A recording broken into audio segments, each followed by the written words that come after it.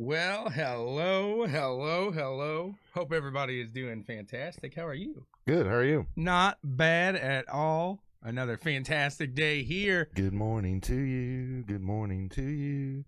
And you, and you, and you, and you, and you back there. I thought you were going to start going, you look like a monkey and you smell like one too. Let's try to be nice. Yeah, right? Yeah, exactly. Hope everybody's had a fantastic week this week. Had a little crazy bit of racing this week. Fortunately, everybody's safe. Yes. So that's the big one here. But oh, what we got going on there? I was just turning up us in there. I'm a little deaf. It's like breaking up.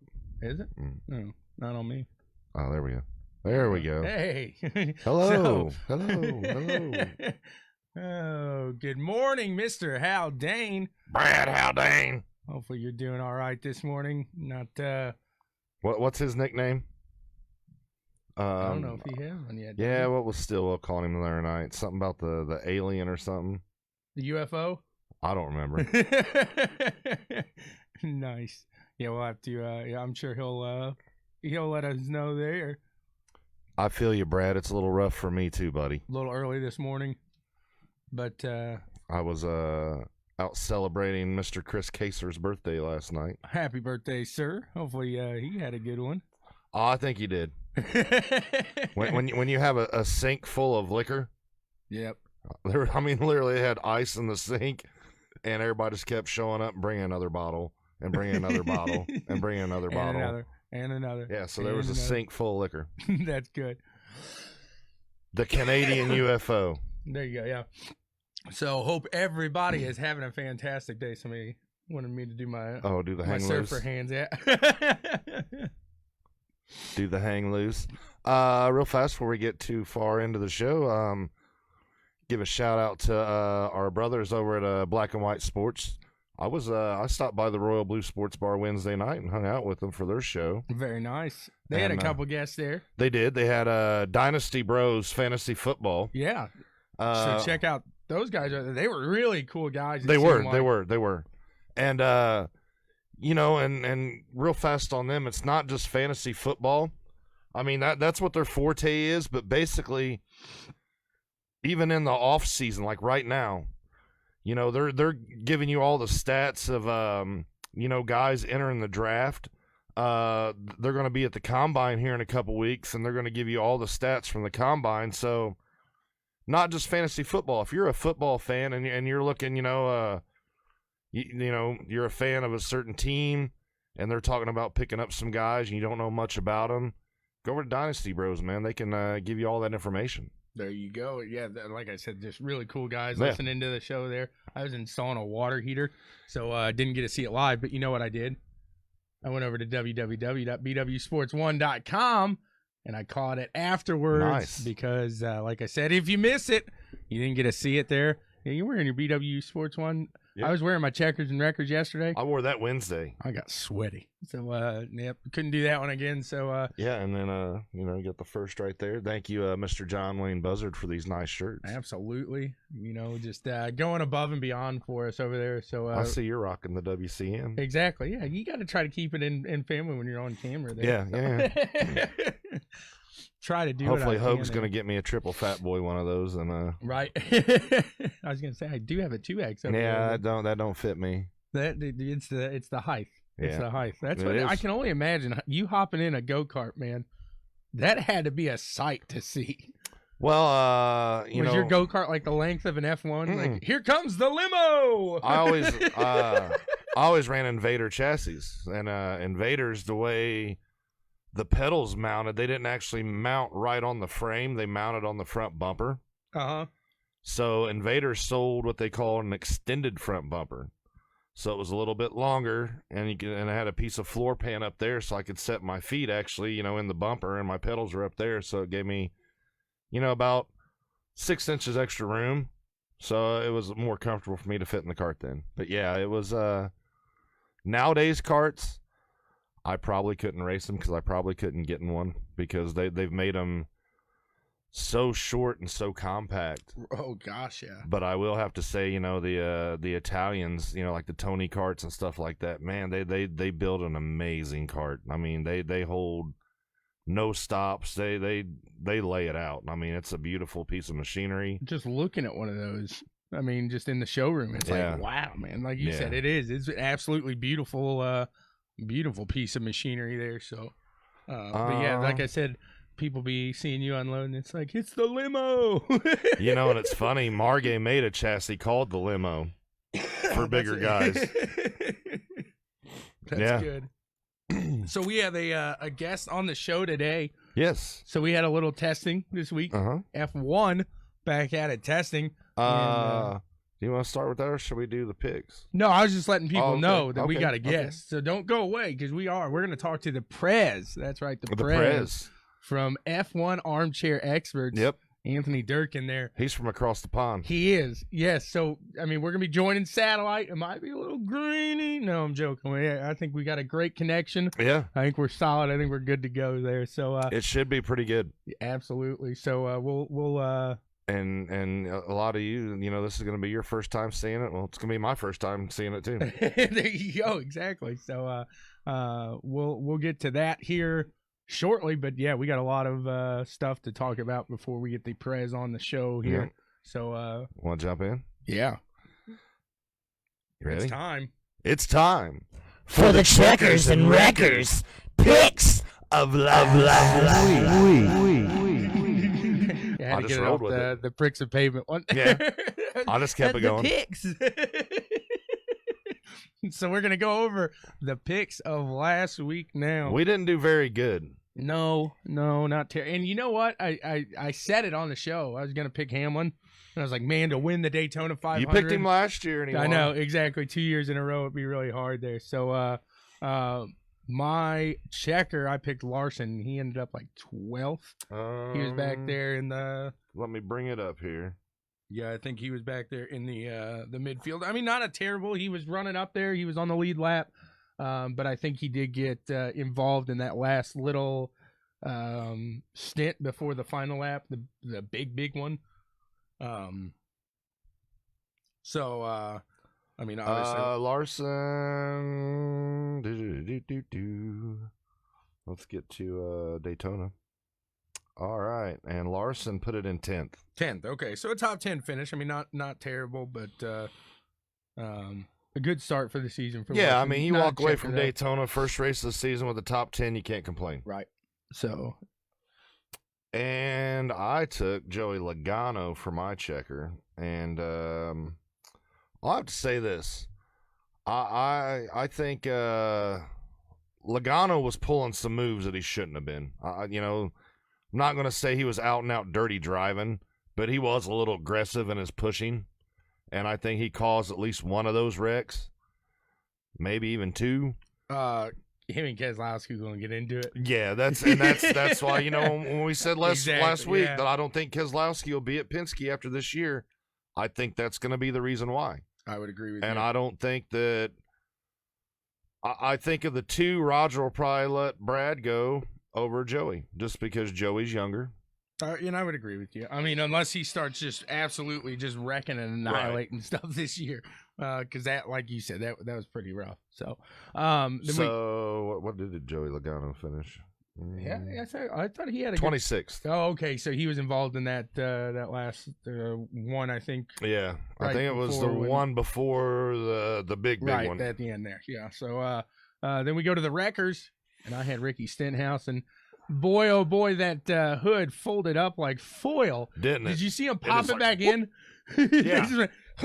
It's just kapoo. After when they popped, I was like, wow, that came out pretty straight. Yeah, I did too. You're looking at it, you're like, holy moly, what was that? So, yeah, an interesting one there for sure. Wow. Just fun. I did that so I could read that. Oh, okay.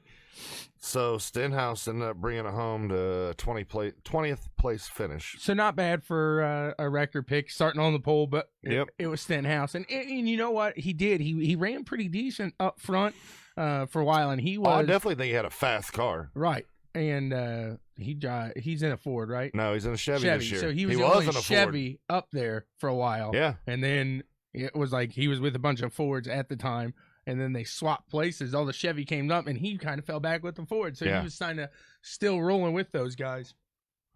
My wrecker, I picked. You won that one, Byron, and that was first car out. Exactly, and that was one of those. Was that Logano as well? No, that wasn't Logano. That was behind him. Who was that? I can't remember. But he got. I mean, just to that point where they were on that rear quarter and they're bumping, and he just kind of gets a little off of them and gets on that rear quarter. I'm wanting to say that was Logano. Was it? That. And then just pushes him out to the infield there at that point. Yeah, he got 58 laps in.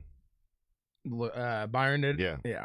And I mean, he finished dead last. Oh yeah, there was no coming back. And NASCAR implemented the new rule this year with you only have so long to work on your car before you got to go behind and you're done. You put it up for the day. So I do like that rule. One of the few rules that NASCAR has done that because I don't think these cars that are if you took an hour to fix your car and get back there, more than likely you're not going to be running up to speed, and you're endangering people out there, in all honesty. Well, and that's always been a rule too, that if you went back and you had a car that was pretty tore up and you brought it back on the track, NASCAR would give you X amount of laps to get up to a certain speed.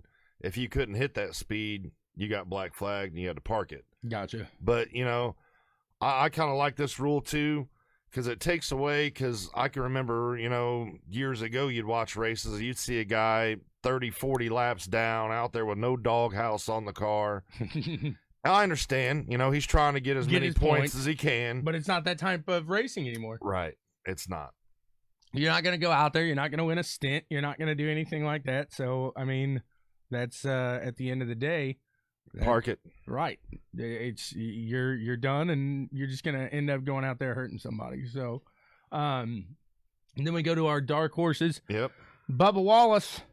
Again, he was kind of Bubba just midfield the whole day, and I think he got caught up in 15th.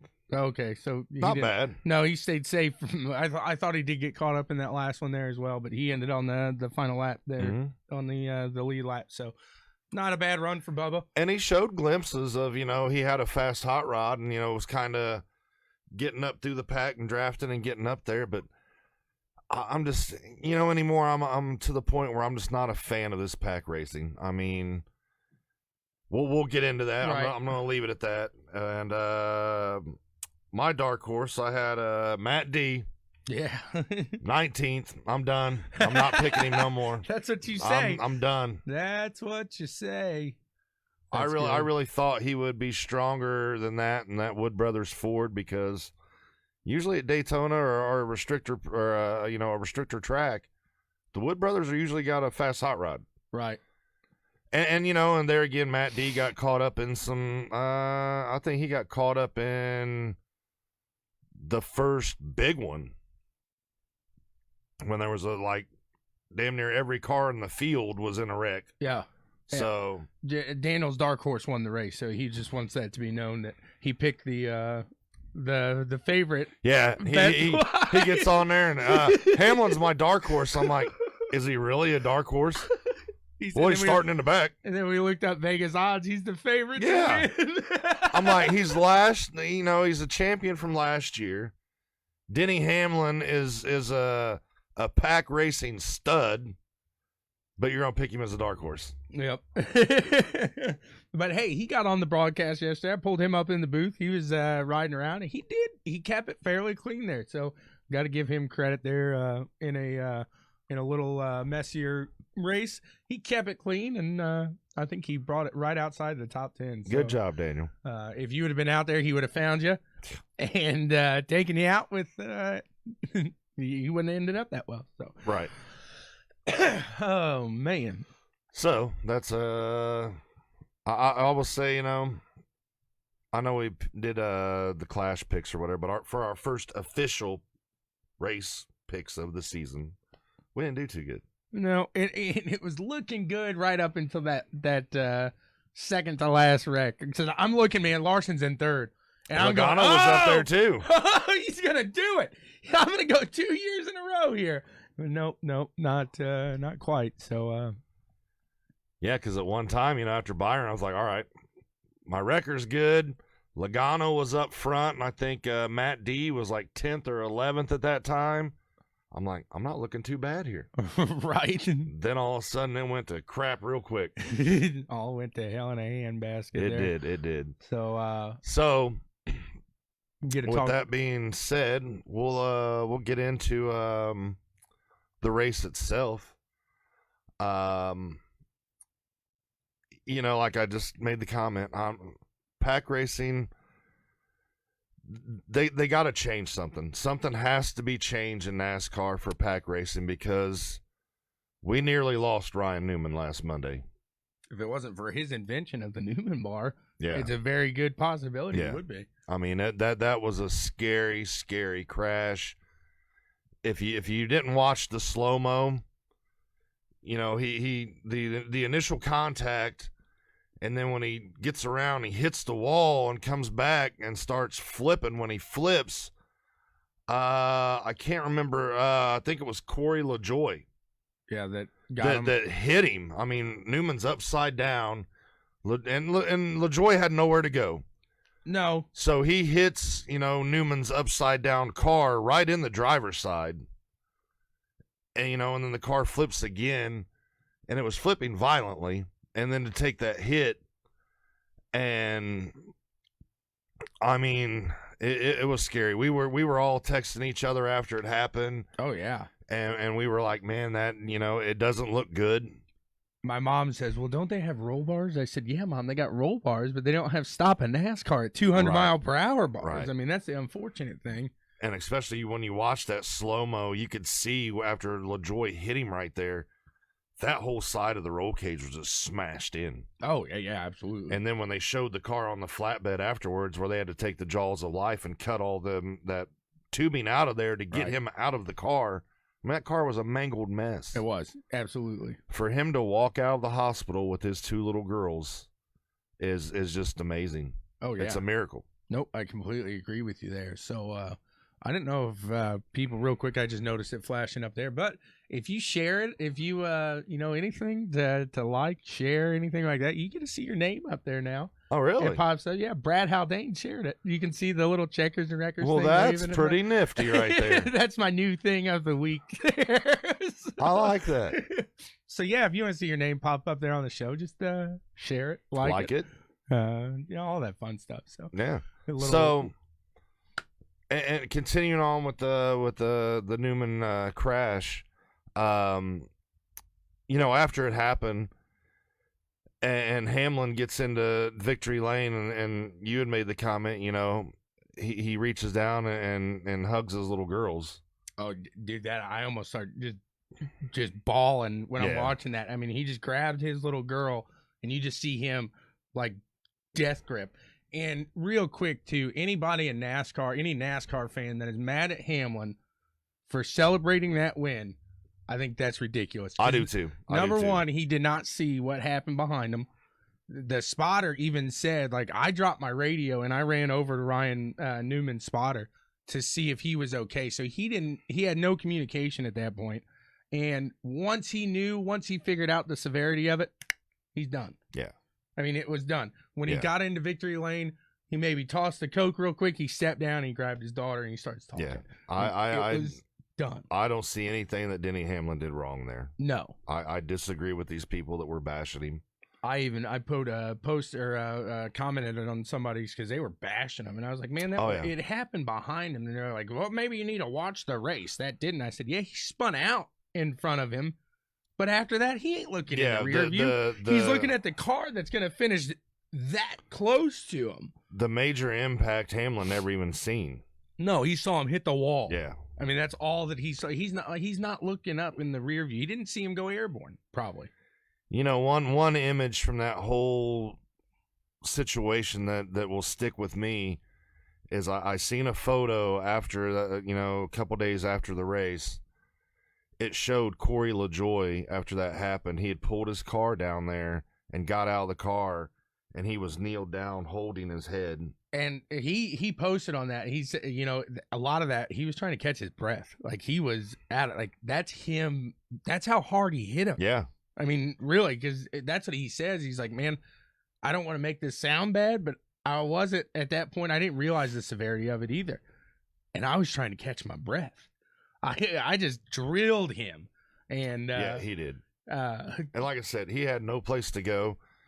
And I mean, at that point, you don't know what you're gonna do, because he said, I didn't think he was gonna land on the track there. I mean, there's a lot of things going through your head, and if you think he had time to move, then you think Dan Weldon had time to move. Right. I mean, that's seriously, that's as quick as those things happen. And another thing about Corey LaJoie, they were talking about this in the broadcast booth. After this year, Jimmy Johnson's ride will be available. Corey LaJoie sat down and wrote a letter and handed it to Rick Hendrick. Really? Talking about, he would like the opportunity to drive that car. And Jeff Gordon was talking about, that's a really class act. And he goes, I know Rick Hendrick really appreciated it. So we'll see what happens. I mean, maybe that goes a long way, and Rick, say, I'll hey, give him a year. Let's give the kid a shot. Right. Or something, because right. Maybe a feeder team or something like that. I know Hendrick doesn't have anything necessarily right now. Right. Which Corey's dad was in NASCAR, Randy LaJoie. Right. He did some announcing for a while, didn't he? Yeah. Mm-hmm. But, going back to that incident, you have to really attest to the safety of these cars. And unfortunately, every time that it seems that the safety improves is when we lose a racer. I mean, you look at NHRA after Eric Medlin and Scott Coletta died. Especially Medlin, John Force is still spending tons of money to make these cars safer and find any way they can improve the safety in those cars. IndyCar, after we lost Dan Weldon. Justin Wilson. Now, with the aero screen, and they're constantly making improvements to make that car safer. Yep. NASCAR, after they lost Dale Earnhardt, they went in and did testing to make the cars safer. And after what we've seen Monday, that just tells you how good the safety of that car is. Yep, absolutely. Because like I said, we almost lost Ryan Newman. Now, so I know people are already coming out and saying, do you think Newman will ever get back in a car after that? I mean, yes, he is a racer, but my thing on that is, after watching him walk out of the hospital with his two little girls, that's what you have to think about. At the end of the day, yeah, you might step back in a car, you're right. But at the end of the day, you remember Talladega Nights?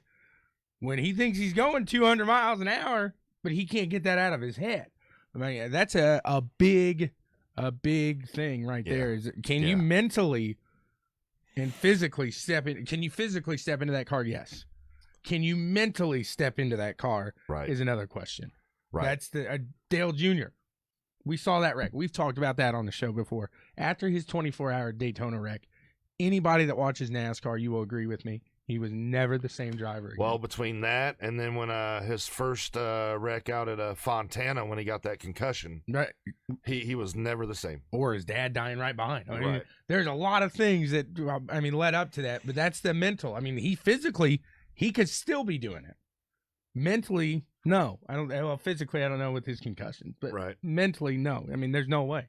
And then that last concussion, man, that was that did it for him. He's done. He said, no, I cannot do this anymore. So, I mean, and Ryan Newman's not dumb. He's not and nobody in NASCAR is, but a lot of these guys think, or not these guys, but a lot of people think NASCAR is a bunch of hillbillies and stuff like that. Ryan Newman is an engineer. Yeah. Graduated from Purdue. Yeah. So, guy's smart. He, like Dustin's saying, we've talked about it, the Newman bar. He made that. He engineered that thing to save his life, and it did. So, and not just his, all the other drivers too. Absolutely right. But at the end of the day, you never would think something that you did like that is going to end up being the thing that saves your life.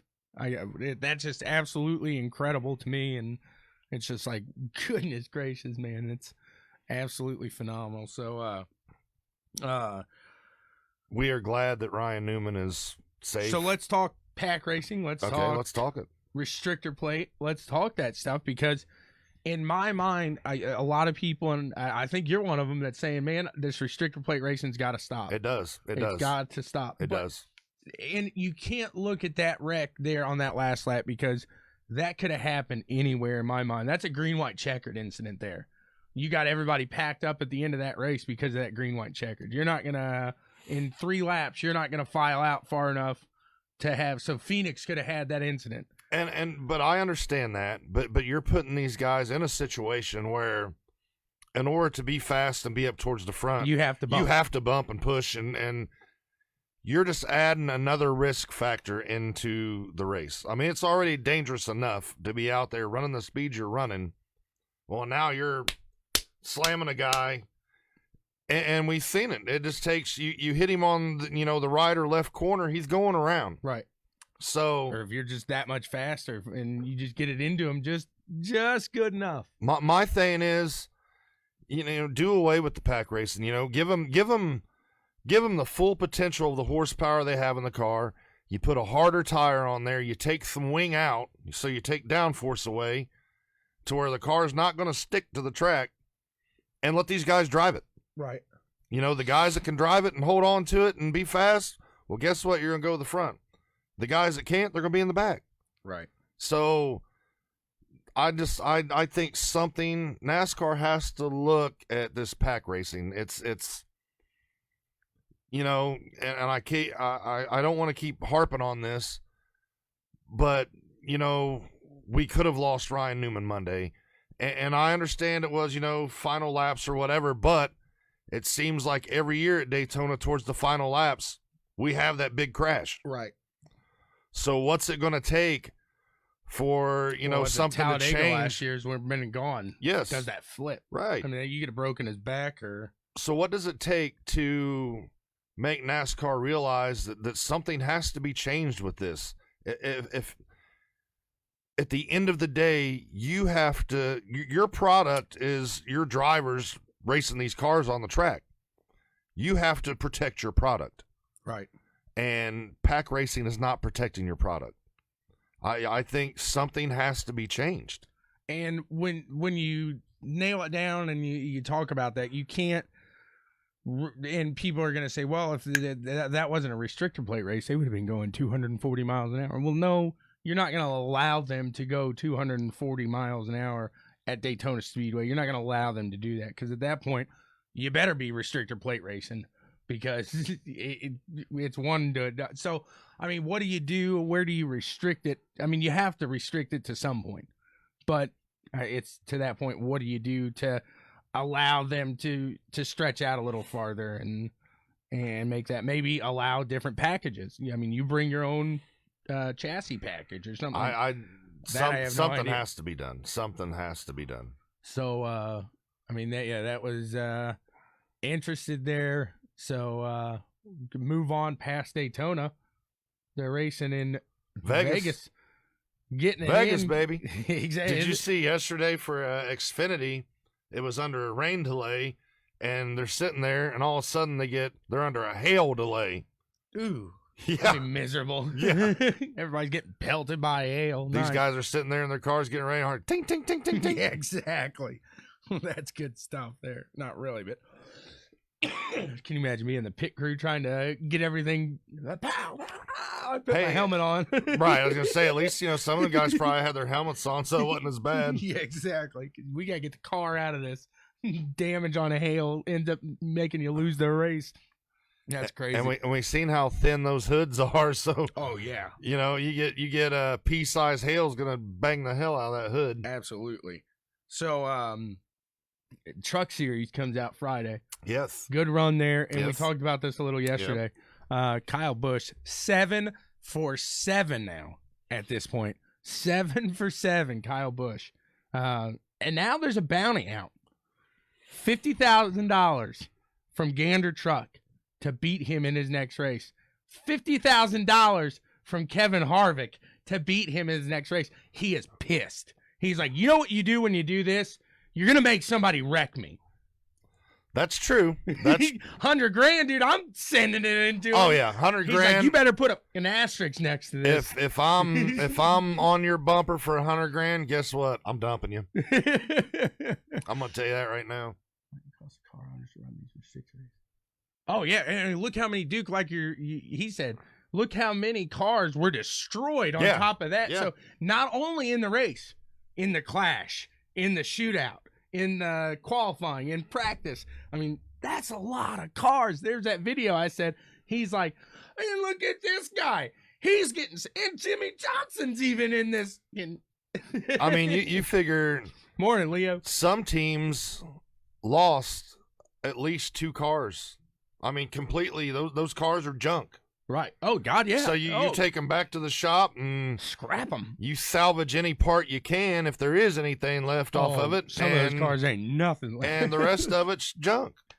I mean, so you do away with the pack racing, you're gonna eliminate that. I mean, you're still gonna have wrecks. No matter what you do, there's gonna be wrecks. It's racing. But you're adding that extra element in there that you don't need to have in there.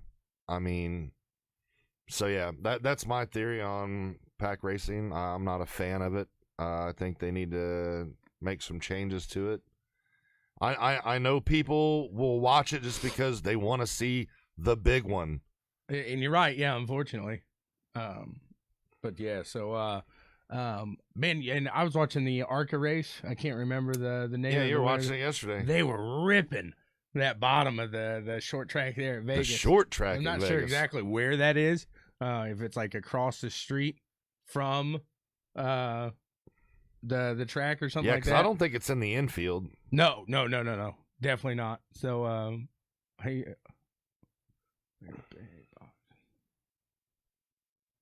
Yeah, and I mean they did. That's right.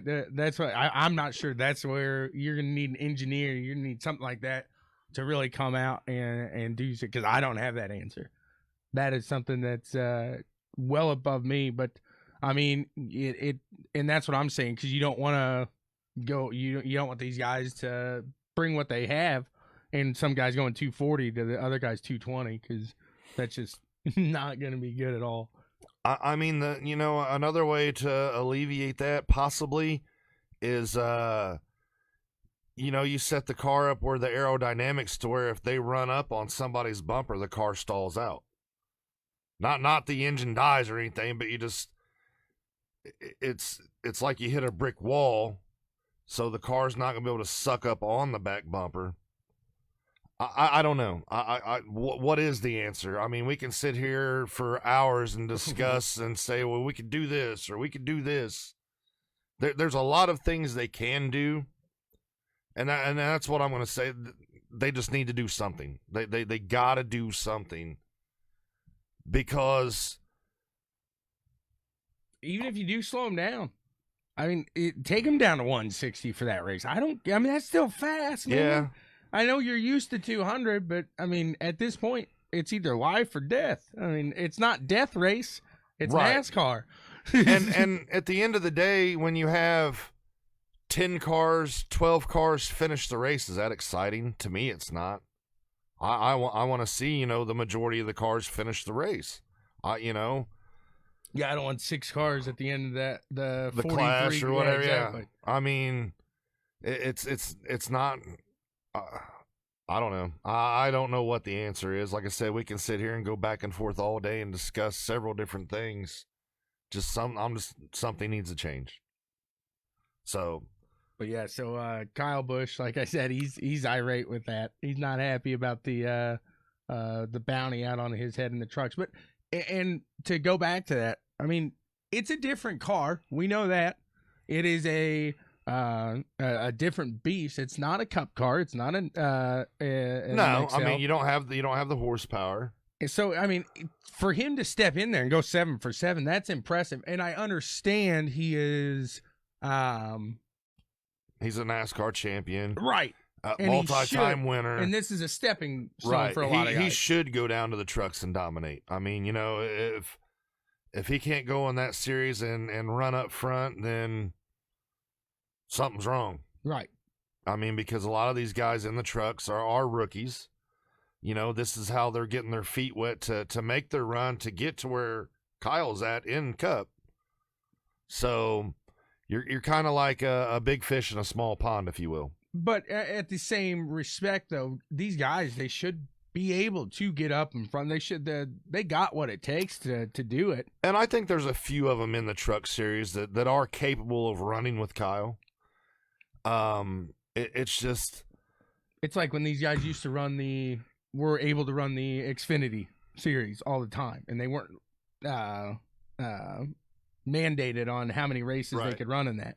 So I think with that, it's kind of that same deal there. But if you notice, like, when a lot of Cup guys go run the Xfinity series, they're not winning all the time. Well, because I think the competition's a little stiffer. I mean, you have guys in Xfinity that have already ran a few years in the trucks. Now they're moving up into Xfinity, and then they're getting ready to make their next step into Cup. I mean, you look at last year. The talent that was in Xfinity. You had you had Bell, Custer, and Riddick, right, that are now in the Cup Series. This year's Xfinity talent, you got Austin Cindric. You have John Hunter Nemechek, Noah Gregson.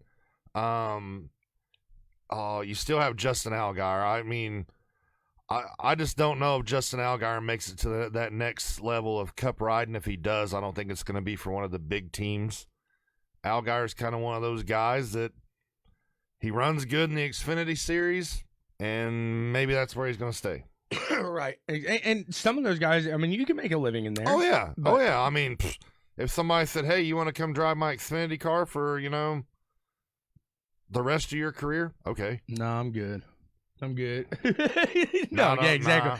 You're going to take that opportunity there. So, again, I mean, just an interesting perspective there with Kyle Busch running the truck series, but we'll have to see and watch. I hope it's Deegan comes out in her truck race and just like slides him up the track to win that, and just whoo. But I know that's a lot to ask for right there, but man, that would be a just think of how epic that would be to really just jumpstart her.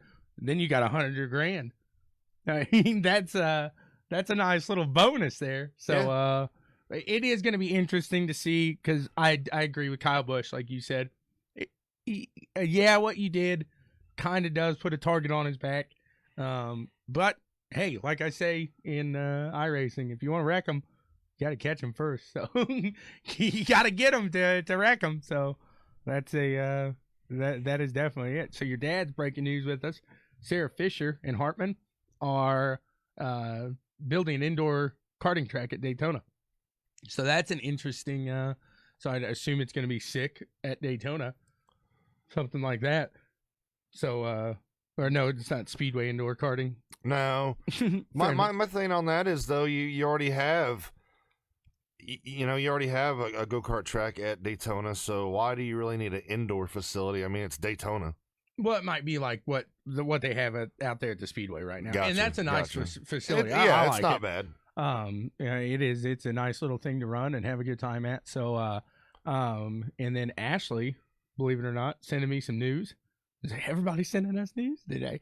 The troughs at IMS are being replaced. Yes, with troughs. Yes, baby. They're just updating the troughs. So they're just putting new troughs in. Yes. That just made my day.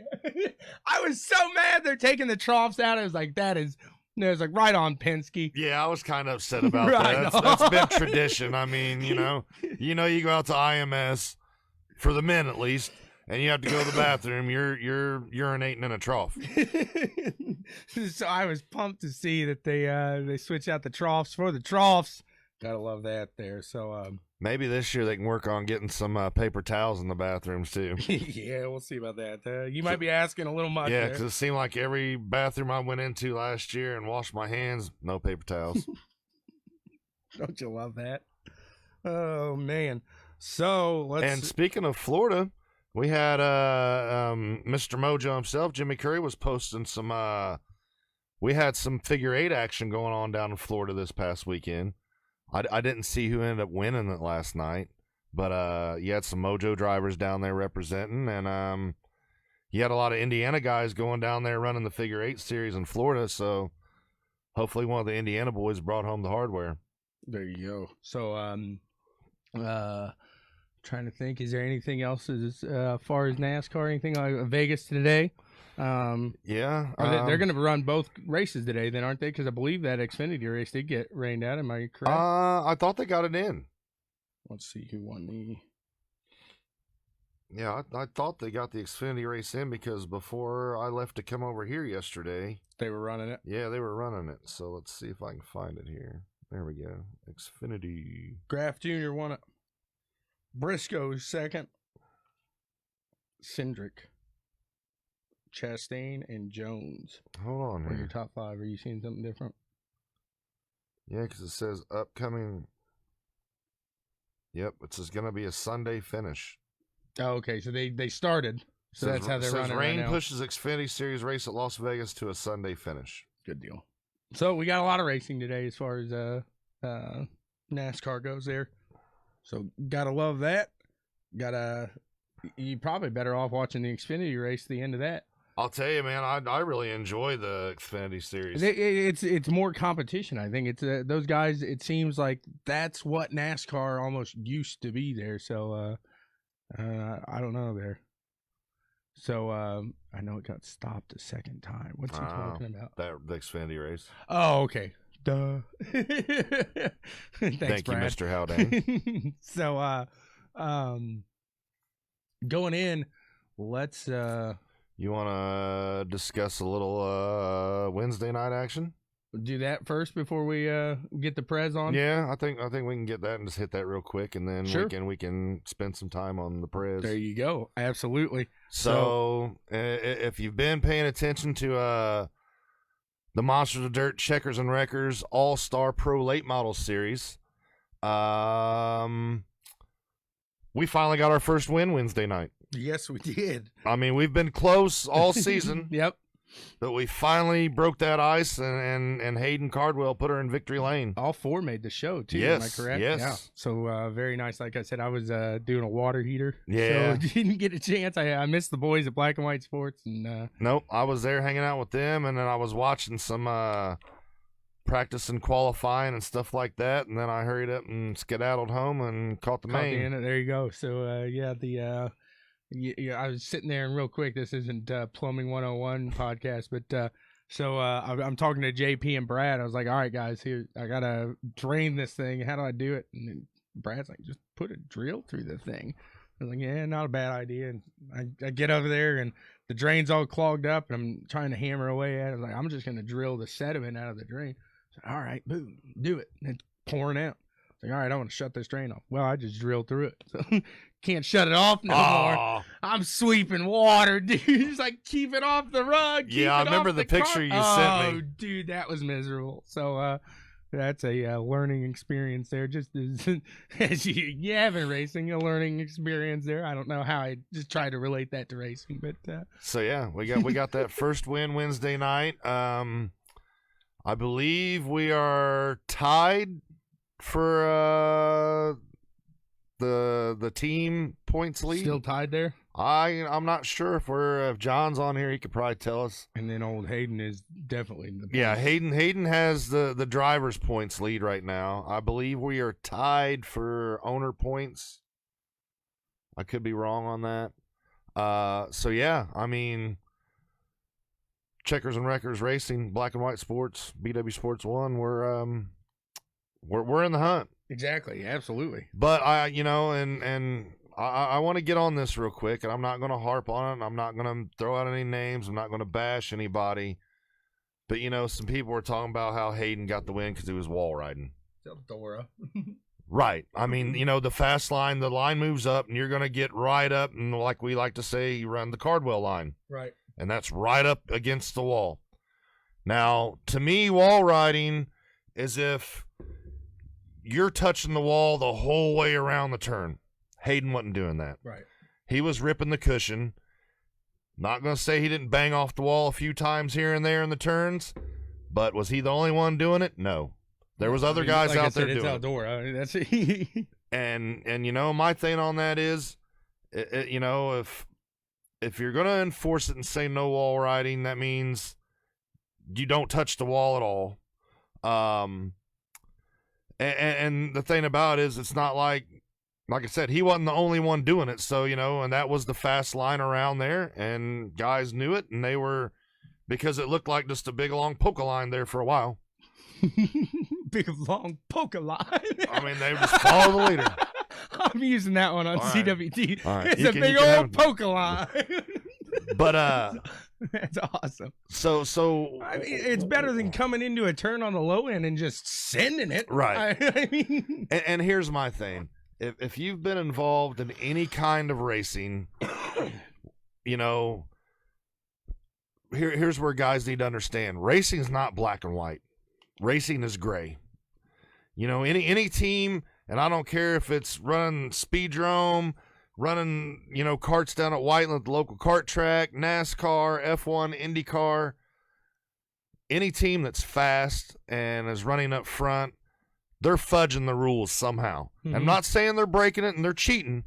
They found a gray area in those rules, and they're going to use it. Right. I mean, we've discussed it before when Evernham designed the T-Rex car. There was nothing in the rules that said you couldn't do it. He found the gray areas, and he exploited them. And it didn't go over too good. I mean, they end up telling him to never bring that car back to the track. Hey, he got that one racing.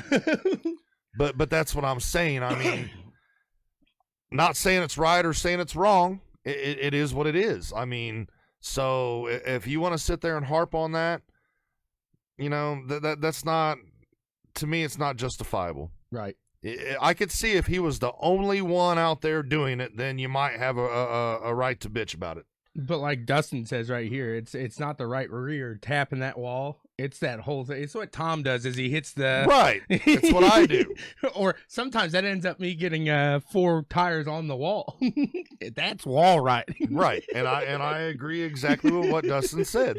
That is wall riding. Hey, and speaking of Dustin real quick, right here, look at this. Look at those, Dustin. I know you can't see it very well, but the new stickers, I told him to send me the address, and we're sending him some of those there. Yeah. But Dominator Designs and IWraps designed a little Checkers and Wreckers logo for us that you guys have seen with the faces on there. It's got the mustache and the beard and even the right color headphones, which I honestly, it's pretty funny. We wear black and white headphones. I just found that pretty cool. I thought it was funny. I handed a buddy of mine one of those stickers last night, and they're looking at it, goes, "That's you." I'm like, yeah. You're right. I mean, it does. I mean, for not having any expression on it at all, for just a hat, a mustache, a hat, and a beard and glasses, man, he nailed it. So, yeah, it's awesome. Fantastic. Big shout out there. And we will get you out there some, Dustin. Just shoot me the address, and we'll nail it out there. No problem. So, let me try to think here. We got the Prez. So real quick, okay, we were talking about changing the rules, doing stuff like that. We talked about the T-Rex car, right? A big, and I won't say it again, big piece of innovation. Big came in F1, huge. This is gonna be the biggest thing in F1 in 2020. It's guaranteed. It's 100%. That was a terrible Trump there, but yeah. I tried to give the president's stamp of approval there on it, but nope, that didn't work. So hold on real fast. Speaking of Trump and the president. Oh yeah, we got to we forgot to mention this. And real quick, and time out real quick. I don't care your political views, right? Whatever it is, that picture of the beast down on the apron and the NASCAR's in the back, man. That was awesome. That's America right there. And then how cool was it? These guys are out there pacing, taking the parade lap, and the president of the United States is on the radio. Right. It doesn't matter. And to all these guys. Right. That would have to be one of the coolest things. I could have pulled the car in and been done for that day and been happy. That's what Gordon's up in the thing, and he's like, man, I'm jealous right now. I'm not out there pacing with him. And then Clint Boyer, he's afterwards, and he didn't come out and say, like, I don't like Trump, but he was like, I wasn't a big fan of all the publicity that it was bringing. But then he came in and he actually, like, talked one-on-one with each of these drivers, and he was like, afterwards, I took a picture with him. I respect the guy and everything. It was a really cool experience for those guys to have. So. Did you see he autographed Haley Deegan's helmet? Dude, yeah, and I told JP, I said that his autograph, man, it's just a nice signature. It looks so good on that helmet. And then Air Force One, you think you get the flyover with the fighter jets, yeah, and then Air Force One does a flyover. It was like, that's cool. That's what I can't believe we forgot about that earlier, but that was just awesome. Yeah, I was like, that's freaking cool. Right. That's America right there. That is America if I've ever seen NASCAR, the president. And like you said, no matter what your political views or beliefs are, look at it from just the standpoint of the coolness factor. I mean, right. How awesome would that be? You're getting ready to, some of these guys, it's their first Daytona 500 they've ever raced in. They're getting ready, they got the seat belts tightened up. You're strapped in. You're ready to rock and roll. That's what and one then of them here comes the said, president. One of them said, "Is he out on the track?" It's like they didn't realize he was going to pace the field. And it is. That was a cool experience, I'm sure, for those guys there. So, all right. So back to huge, right? Big. That's a good thing we talked about huge then. So, yeah. Das Boots. No, not Das Boot. Das Steering, baby. Dual axis steering is in the house. Amazing, man. I mean, this is absolutely incredible. For anybody that does not watch F1, don't turn the channel right now, because this right here is a absolute this could be used in NASCAR. It could be used in dirt. It could be used in about anything, really. Exactly. With maybe the exception of motorcycles. Right, because I can't think of how that could even... Yeah. But, so what happens with this dual-axis steering? One axis, there's your normal side-to-side there. Your next axis is forward and back. And it's like, what? Are these things actually taking off now? It's like, no. Well, what it does, takes those tires from running like this and takes the toe out. Takes it in. No, that's your camber. Or your toe is in and out. So yeah, but I was doing it for the camera. Oh, okay. I got you. Not at all. but so I mean, it gives you that straight line speed when you get out of the turns. Right. And I don't necessarily think it's for speed. I think it's to help grip in the turns, because if you notice when he was going in the turns, he was pulling on that, so it's towing it in. So that way it's going to go through the turn better. I think it's so Mercedes can go off of one or no stops as far as tires. I think the stints you're going to get on those tires. So now, instead of rubbing those tires are contacting at a point where you want them to hit every lap, every time. That's what I think they did that for. It might get you the few milliseconds here and there. I mean, it's going to get you faster because more contact on the road, more grip, like you're saying. But I really think, because the dude at Pirelli they were talking to at testing, he's got a smile on his face like, wow, man, this is incredible. Like, absolutely phenomenal stuff right here. So this is one of the biggest F1 innovations since they had the electronics in the car. In the 90s. Yes. I mean, and this is kind of what that goes back to. And people are debating, is this... And I think with the dual axis steering all being in control of the driver, it's good to go. Now, it does. For people say that toe's not going to change your ride height.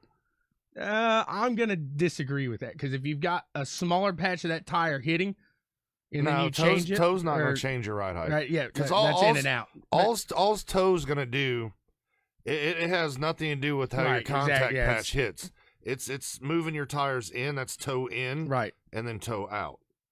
So it's not affecting how your contact patch.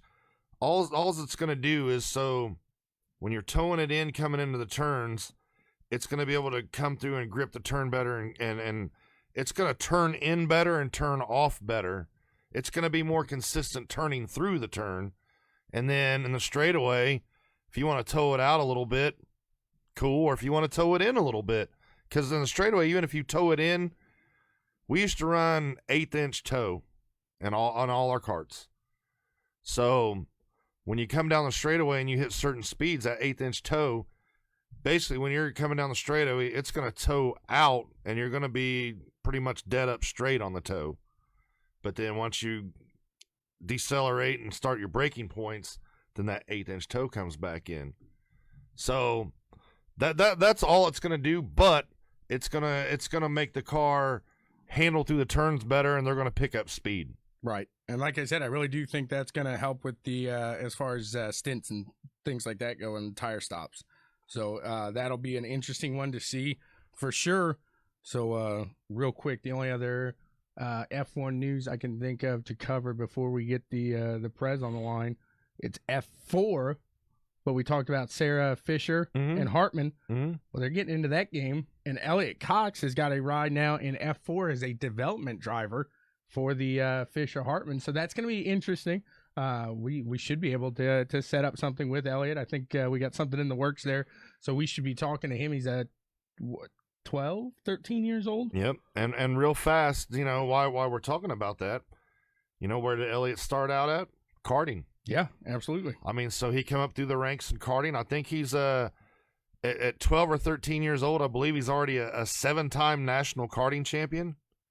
To be that young and have that many championships already, that's pretty impressive. Right, absolutely. And and that just shows you, hard work and dedication, and coming up through karting and coming through the ranks. He's making the steps. Sarah and that team has recognized that, and they're going to give him the opportunity to, pave the way to the next level. Right, absolutely. I mean, how awesome would that be at his age to know you have a team like, Sarah Fisher and Hartman behind you? Oh yeah, I mean that's not a slouch. I mean they've been here. They've ran not F4s before, right? But I mean they've been in IndyCar, right? Exactly. They know open wheel. Yeah, they know what it takes. And Hartman with his oil, they've got some cash behind him. So. Which, speaking of Sarah Fisher, her husband Andy O'Gara, his brother, I believe it is Kyle O'Gara, or is that his cousin? No, I think that's his younger brother. Okay. So he was down at Florida running some midgets and doing pretty good down there. So, he's been in the Indy Lights before. Yeah. He's ran the Freedom 5 or what do they call it, the Freedom 100 or something like that. So, or Freedom 150, whatever it is. But so he's ran those, and I'd like to see him get back in because I think this new Indy Light car is a lot better car. I think the package that they have there is a lot tighter. But I think he was one of those guys there that went 4 wide for the win. But obviously wasn't able to take it. But that was a very close Indy light finish there for those guys at the Oval here in Indianapolis. So, yeah, it's gonna be fun to watch Elliott Cox progress through there and move his way through the USF Championship or FUS. I don't know exactly how they. Well, like we were talking, my only thing on that is, for him to be his age and get in a car with that kind of power. Oh yeah, absolutely. Is he ready for it? Because this can go Make both. or break It can go both ways. Absolutely, you're right. I mean, getting out there with running, people older than him. A more powerful car. I mean, you're going from a cart to an actual car now. Right, absolutely. And slinging a cart around is a little bit different than slinging a open wheel race car around. Oh, you're slinging a cart. I don't know if you're slinging an open wheel car. So this can affect where how he progresses. Right. I'm not saying it's going to, but coming into this situation with especially running for a team like that, you got the pressure of that to produce results. You're not out there trying to tear up a bunch of stuff, but at the same time, you're trying to learn. Right. So this is a big step for him, and you know, I believe he has all the right tools to make it.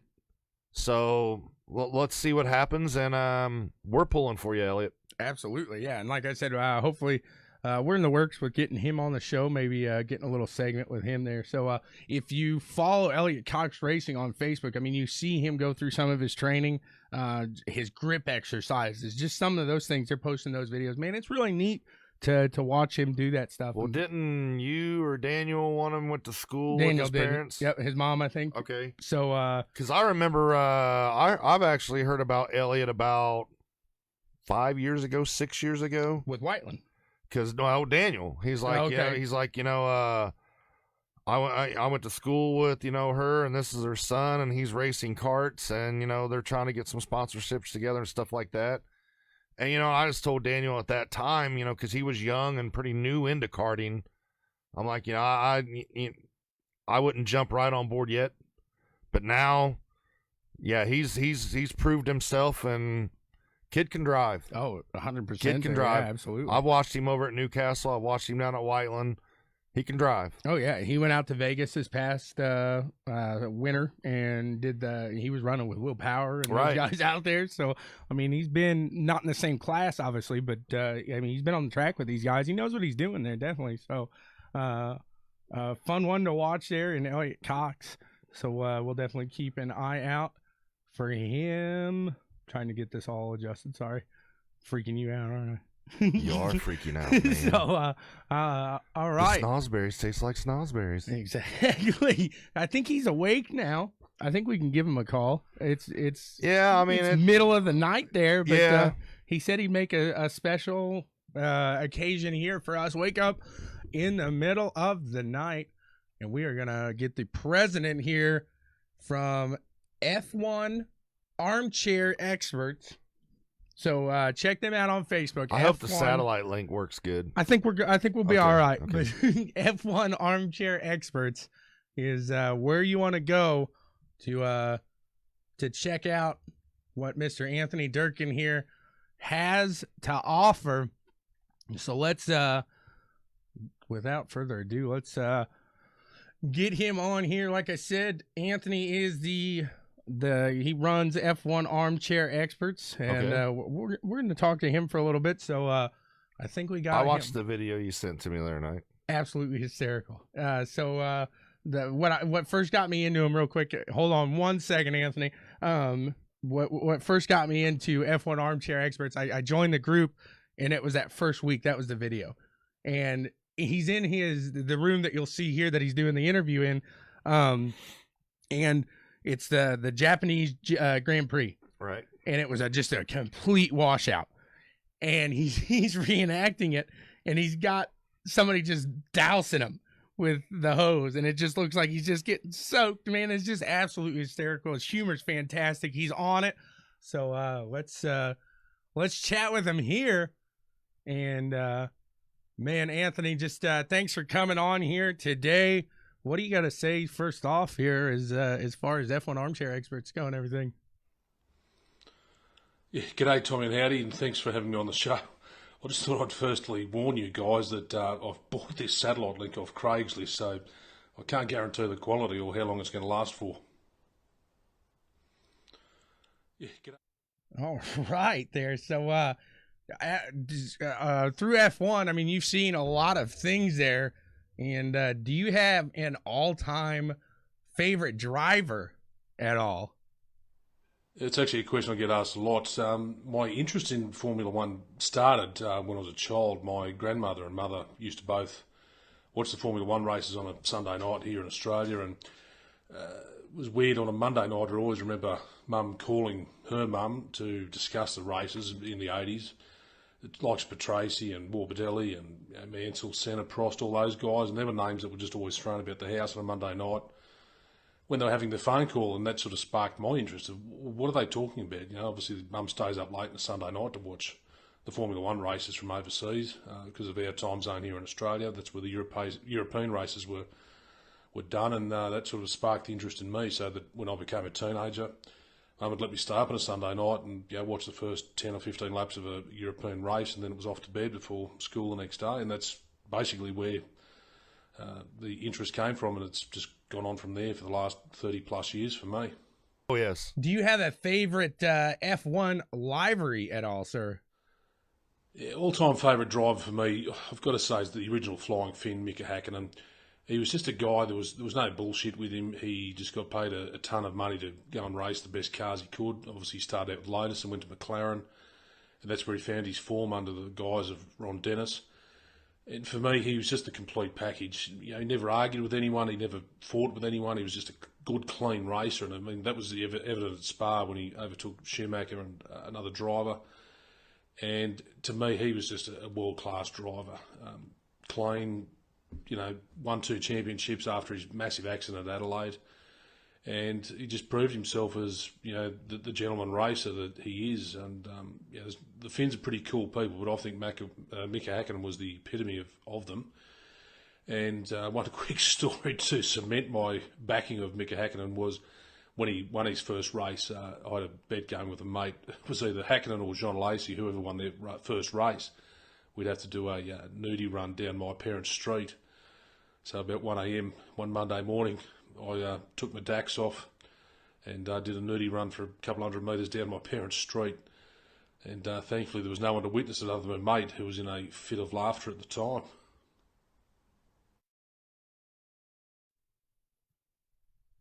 So, that was his favorite driver, Mika Hakkinen. There again. So we got a little, the satellite got a little lag there. So I do apologize. So now that's what happens when we're trying to do a international broadcast. Now I will ask you: do you have a favorite livery at all? Do you have a favorite? I know which one mine is. All-time livery here. Favorite livery of a car? I'm going to go back in time here a bit. Back to the beginning of what was a great team, a great privateer team in Sauber, and their first car, the C12. I thought that livery was just outstanding. It was just a plain black car with one sticker along the engine cover, just said powered by Mercedes-Benz. For me, it just oozed what racing is about and Formula One is about, because a team could just turn up with no sponsor, just literally stating we're powered by Mercedes, that's all we're doing is running a Mercedes engine, because they had a lot of history with Mercedes in other categories in sports car racing, especially Sauber. And they just said, look, we're here to race, we don't need major sponsors, we're going to give this a crack ourselves with our own money, and that's certainly what they did. So for me, that all black, matte black C12 was just a car to just drool over for me. So you like that all black one there? That's sexy. So that's sexy. What was your favorite livery of all time? It'd have to be the Benetton. Yeah, the white one. No, the multicolored. Okay, that's what Schumacher won his first championship in, was the Benetton, the United Colors of Benetton. There you go. I'm with you there, absolutely. So, like we said, he runs the F1 armchair. Actually, you run that. Mr. Durkin, what made you really get in to really start that F1 Armchair Expert? So the story of the F1 Armchair Experts came about in July 2012. I was approached by my beloved wife, who's very supportive of what I've done so far over the last 8 years. And she said to me, she said, look, I'm sick of you on a Sunday night. You just scream down the phone to AJ and Frosty in Sydney, because I live 4 hours west of Sydney. And I'd ring them up on the phone and we'd be there for 2 hours, chatting about the race that was going on. And I was only new to social media, and especially Facebook, and my wife said to me, she said, look, why don't you just start a Facebook group? And I said, oh, yeah, don't know how to. So she said, look, give me your phone, I'll set it up. I said, okay. She said, look, you need a name for this group. So she said, well, we'll need F1 in it because you watch Formula One. I said, yep, that's easy. She said, well, you sit in an armchair. And I said, yeah, I'll sit in an armchair in the lounge room, and I'll think of an expert. So I said, I'll call it F1 Armchair Experts, and that's where it went. So from there, it went from the three of us, being myself, AJ and Frosty, as the original three musketeers that started the group. And from there, a couple of family members got on, friends got wind of it, and it's just grown and grown to now where we've got 16,000 plus members across the world. And it's basically just 24 hours a day, non-stop, go, go, go with the group. And hopefully it'll just keep growing and growing forever. Very nice. There's 16,000 plus members in that F1 Armchair Expert. That is Wow. absolutely phenomenal there. So a lot of work put in there. And, I'm sure this group has taken you a lot of places. I'm sure you've seen a lot of things. Kind of explain some of those places and maybe some of the friends and people that you've been able to meet through all that and everything that you've done there. Yeah, obviously I've had some a fair bit of travelling through the group, especially since the group started. I've been to Melbourne a few times. I started going to Melbourne back in 2002. And I usually go to Melbourne every year, but back in 2015, I went to Singapore for the first time with Melda's son, and that was a great experience for a night race. 2016, I went to Coda, and the week later I went to Mexico because my wife said to me, look, you've got some friends in America, why don't you take a week off work, go over to the States, go to the race, just have a week off. And I thought, yeah, great. And then I said, well, look, the following week's the Mexico race, and she said, oh shit, you better go to that too. And I said, oh, okay, thanks. Right, off it was. Anyway, had 3 weeks in the States and Mexico, and had a great trip, and travelled around, met a lot of people at the various circuits who were also members of the group, and it was just great to sit in the grandstands and people would say, oh, there's El Prez sitting over there. Well, oh, really, that's El Prez, I better go and meet him. Because I'm referred to as El Presidente within the group.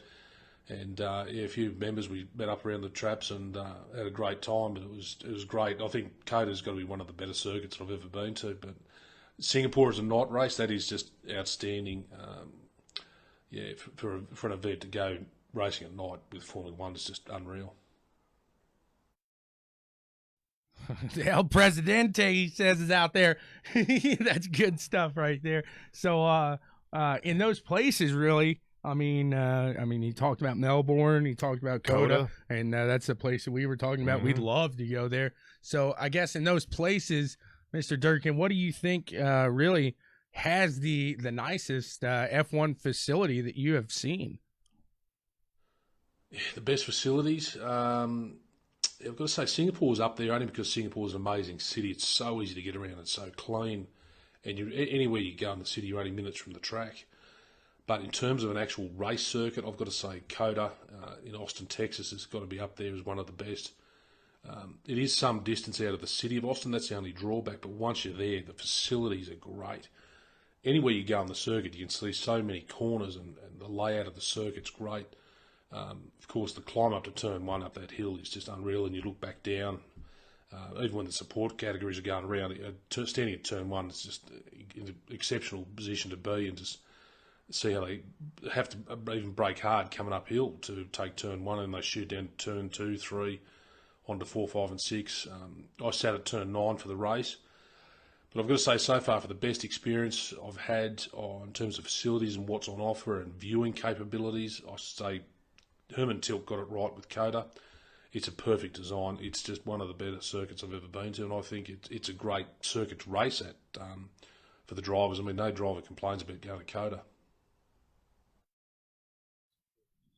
So there you go again, Coda, and that's impressive though. I mean, this coming from a man that's been to several different circuits, right, and seen F1 races at other places. Yep, and we're both big fans of Coda, and then that just puts a stamp of approval on it that right, he's been to other tracks and saying Coda is probably the nicest facility. Yeah, you're right, exactly there. So I mean, in that, he's seen a lot of good drivers, Mr. Right. Durkin. You've seen a lot of these drivers go through the time here, and you've named some impressive names there.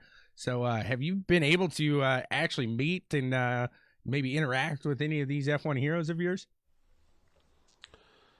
Yeah, look, I've never actually met any of my F1 heroes. I've received some emails from Mika Hakkinen. I've got his signature. He personally sent me a signed photograph, and because I sent him one of these group T-shirts, which I sell online, sent one of them to him in Monaco to his office, and he was very appreciative of that. Alan Jones, the 1980 World Champion's a member of the group, and he's pretty active. Jan Lammers, the ex-Dutch driver, he's a member of the group. Zach Brown, the CEO of McLaren, he's a member of the group as well. So I've certainly got some big players. that are also members of the group, they get get involved as well and interact with me. So that's always good to know. But personally, never met any in person. The closest I've really got was last year when I was at Williams. I was invited to, on the Thursday, do a garage tour, which was great. Through one of their sponsors, invited me in, and sitting in the Williams motorhome having a beer, and George Russell and Robert Kubica walked past, and then I grabbed Claire Williams and got a photo with her. So I mean that's as close as I've ever got to real experience with the drivers. And I can't believe how tall George Russell is. I mean, he's as tall as me. I'm 6'2", and George is one, an absolute beanpole of a bloke. As tall as me and as thin as a rake. It's just, I don't know how they can fit him into, or shoehorn him into the car with that height. It's just incredible. But that's about as close as I've gone. I didn't think George Russell was that tall. Did you? I didn't either. 6'2". He doesn't look that tall on the camera. I thought he was like 5'5", maybe. Exactly. I would have never thought that he was that tall there. So that's pretty interesting now. So speaking of Williams, speaking of George Russell and those guys, I mean, what do you think their current state is at Williams? Some people are saying this could be the end of the beginning of the end. And do you think we should be more optimistic and maybe they're back in it now because they have shown a little speed throughout the practice here this week? Yeah, Williams, the team they've always talked about of how much longer they're going to last in the sport. Well, I think they're going to be around for a while. I mean, they've got two massive sponsors in Rocket, the American mobile phone company, plus Unilever. There's two big sponsors. I know George Russell brings some personal backing.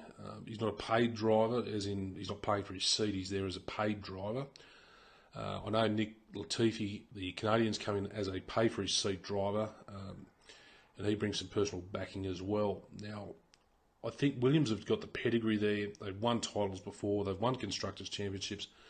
They've won drivers' titles, and their pedigree, as I said, is there. The history's there. They know what they're doing. They've just got to get their car right. I mean, they're running the Merc Donk. They've got the best engine on offer as a customer engine. So I can't understand why they can't bounce back. I mean, you've got to look back to the 90s when Ferrari were in an absolute slump, and they couldn't blame the customer engine because it was their own donk they were using straight out of the Maranello factory. So, John Tott, he brought Ferrari back, and he brought Schumacher into the team, which absolutely turned them around. And I think maybe Latifi and Russell will be a better pairing than what it was with Russell and Kubica. I mean, we've seen some average drivers there before, but I think this could be the year that Williams come back. I mean, certainly in the first 3 days of testing, they've had some great results, and they've had reliability, which has always been a big thing for them. And across the board, all the teams have had reliability, but I think this could be a year where we see Williams come back, and certainly if they don't get some podiums, hopefully they're going to get some good point scoring results, and that'll boost their morale at least to get them away from being the wooden spooners for the 2020 season.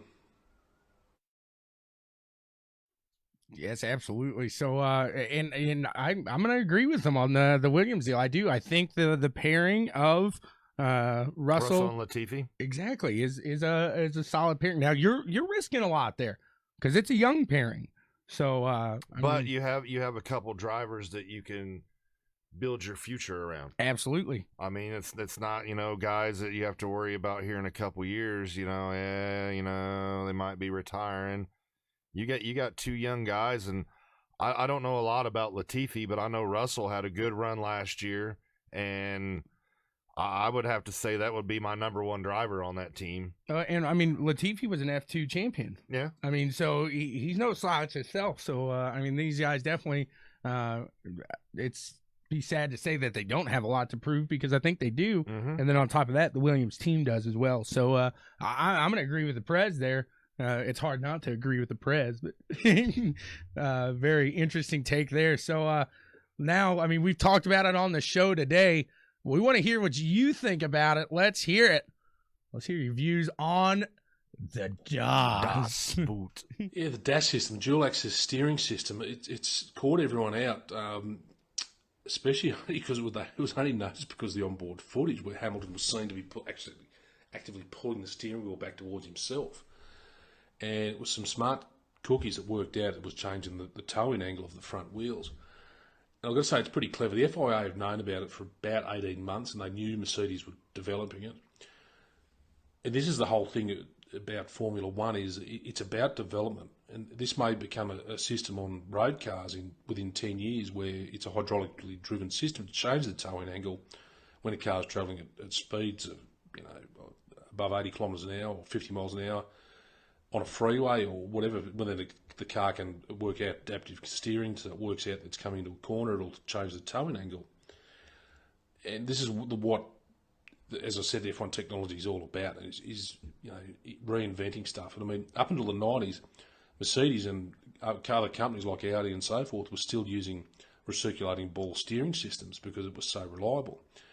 And I think with this DAS system, Mercedes have gone beyond reinventing the wheel. They've reinvented the steering rack completely. And now I think this is going to be a game changer, not only for Formula One, but for ongoing to other forms of motorsport. If Mercedes put it into their DTM cars and other series, I think we may see it, within 5 to 10 years, maybe on road cars. I mean, Mercedes did it with airbags and retentioning seatbelts and all that sort of stuff. And that stuff's flowed down from F1 into the road cars we see today, and now it's just absolute commonplace for this safety and technology stuff to be evident within cars. Yeah, exactly. So, he talks about it right there. He says they didn't reinvent the wheel; they reinvented the steering rack. I like that. You had to. I mean, the wheel's been reinvented for that to work. I mean, you had to redo the whole steering telemetry. Right. Absolutely. Yeah, exactly. So, with this, do you think Mercedes' intentions with the DAS and the modern F1 rules and regulations, do you think that sets them over for the year 2020? Because this is not going to be allowed in the new ruling that the FIA has already said going forward. This is the only year that this is going to be allowed right now, at least. Yeah, look, I absolutely totally agree with you. Mercedes have had this, as I said, the FIA have known about it for 18 months. Mercedes have come in for the last season because they know 2020 is going to be the end of the current regs. 2021 is going to be a whole new clean slate regarding rules and regs and how they can build cars, operate them, run them, the whole shebang. So I think with this, they've said, righto, we've got 12 months. This is our, joker card we're going to produce and claim a game of poker effectively with a raw flush and say, righto, lay your bets out, righto, here we go. We'll lay our cards down now. And I think they've done that to say, we are still the best. We still hold the card that says, we're the biggest and the best team. We can still invent shit that you guys can't think of, even though we may get it banned before the season even starts because it's only in testing. I'm sure Red Bull, through Helmut Marko, are going to lodge a massive complaint and say, look, it's completely illegal. Williams had that with a adaptive active suspension system years ago, and it was outruled. The big question mark, is this a driver aid? And the ruling around that is that it's not, because the driver is not aided. He's actually having to pull the steering wheel back with his own force, his own physical strength. Therefore, it's not aiding him in any way. It's actually a hindrance in any way because he's got to concentrate on doing it and pulling the steering wheel back. But as I said, I think this is Mercedes just saying to these guys, look, we know what we're doing.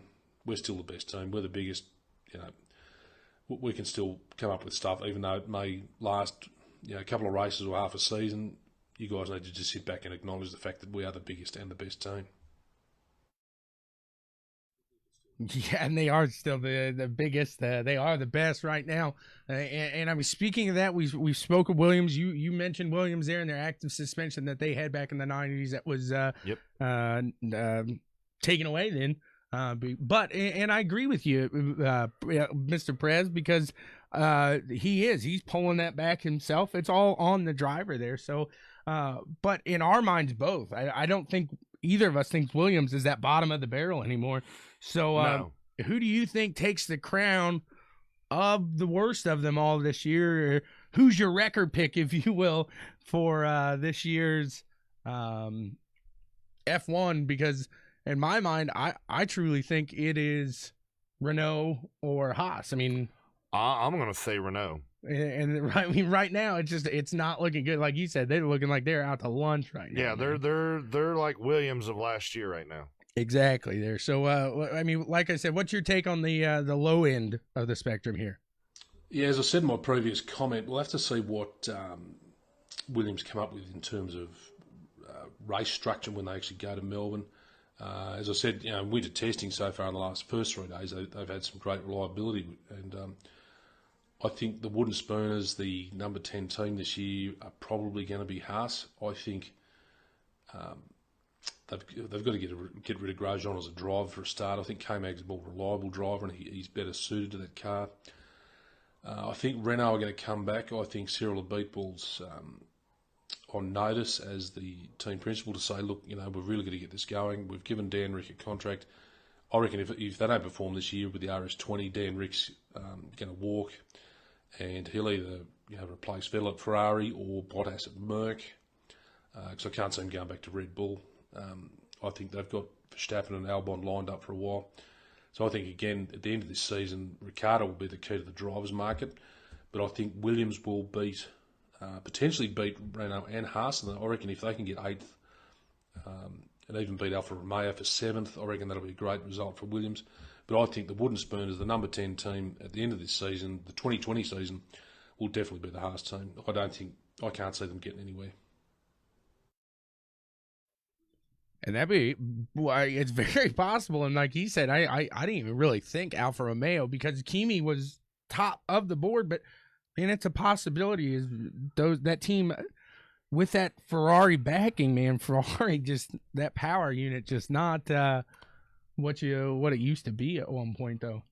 And you look at that, and you almost wonder if Alfa's chassis is better than Ferrari's. Right, absolutely. I mean, because there was races last year where Kimi just shined and the Ferrari struggled. Right. Yep. So, I mean, that's a very good look into that. So we're talking 2020. What is your favorite livery of the year now? My pick of a current livery? If you told me last year, I would have said the Toro Rosso, now known as AlphaTauri or AlphaTauri. I'm going to have to go with AlphaTauri again. I think it's an amazing black and white scheme they've come up with, and myself being a McLaren fan, my ultimate dream car of a McLaren is obviously the MP46. But I think for this current season's cars, I'm going to have to go with the AlphaTauri, the AT01. I think that black and white colour, as I said, just looks unreal, and I think it's going to be a great car. And talking about the drivers in it, I think Hiatt and Gasly are the best suited drivers to it. I think Albon was great in it, but since Gasly's come back to Toro Rosso or AlphaTauri, as they're known now, I think he's better suited to that team and better suited to that chassis. So in that car, so I'll be interested to see what they can do with the AT01. But I think that's my livery of the year for 2020. And you know what? I agree with that. I do. I think Gasly is better suited at Red Bull. I didn't think he had a chance. I thought he was out of F1. I think, maybe the pressure at being Verstappen's teammate in Red Bull just got to him. I think, being at AlphaTauri, last year Toro Rosso, he was a little more relaxed and just got in and drove the car. Because we saw him put him on a podium. I mean, after he loses his spot at Red Bull, falls back there, he puts it back on the podium. So, I mean, definitely. And I have to agree with the Prez. I think that AlphaTauri car is sexy. It is. That white and black around. Car. Yeah, it really is. And, I mean, it's hard. I mean, with you, it's hard not to go with the red. Yeah. Because that matte red, it looks nice. It does, but I like the Mercedes look. I do. I think that Mercedes looks sharp. I've always liked that silver era. But it's a clean-looking car. With that white and black, man, it's just, wow. And I think it stands out, and it's...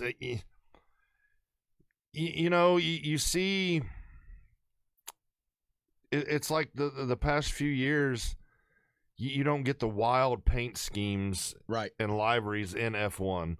I mean, you used to have, going back to the question earlier, favorite all-time livery, I'd have to say mine's Benetton, the United Colors of Benetton. I thought that was a good-looking car. I like the 7-Up. And I like the Camel. The Camel. Those are my two. I would have to say, the old Marlboro McLarens. I mean, just because, you knew what it was when it was on the track. Right, That orange and absolutely. white. Yep. But yeah, as far as this year, I'd say either the AlphaTauri or I do like how Racing Point's changed their logo up.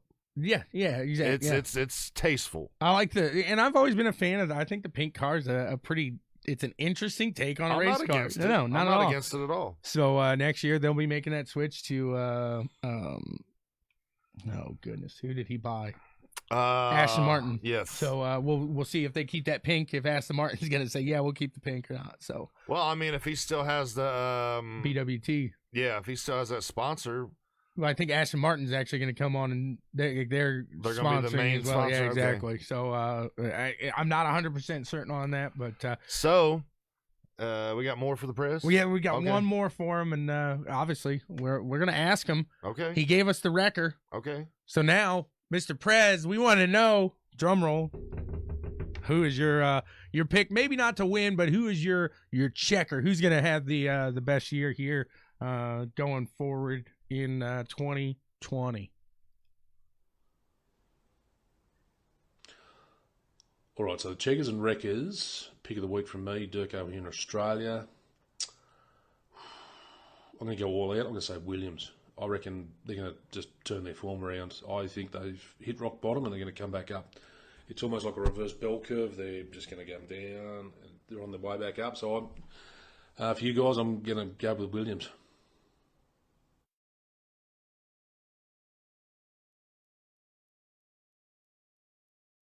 With Williams there, an interesting pick there. I like it. I like it. I mean, So, like I said, not necessarily somebody you think's gonna win, because it's hard not to go with Mercedes. but you got to realize, Williams, they've did a complete turnaround over last year. 100%. Last year they weren't even ready for the first test session. No. This year they're the first car on the track for the test session. Right. Yeah, you can definitely see a big difference. They're big change already there. Russell's already faster in the car now. Then Then he was in qualifying. Yes. That's I mean, not in a race, but qualifying. Right. So a top speed time. And with the exception, Mercedes got the most laps in practice, but what they say, Williams, I think it was Williams, McLaren, and maybe Racing Point weren't far behind them. I'm talking like 15 to 20 Red Bull laps. we didn't see out there too much, honestly. That's what I was a little surprised about. But hey, El Presidente, Mr. Prez, Mr. Dirk in there. What you got anything else you'd like to say? I just want to thank you real quick for coming on here and talking with us. Thanks for that satellite. We got a little laggy up there in front. That was our end, but hey, it's our first time playing with satellites. Exactly. We'll get it situated and maybe hopefully even have you on as the F1 season progresses here. But he could be like. No, thank you, Tommy and Howdy, for having me on the show and being able to come to you guys live from Australia here in my laundry, which is the F1 Amateur Experts studio. And I'd love to be on your show again sometime. And hopefully the satellite doesn't cut out.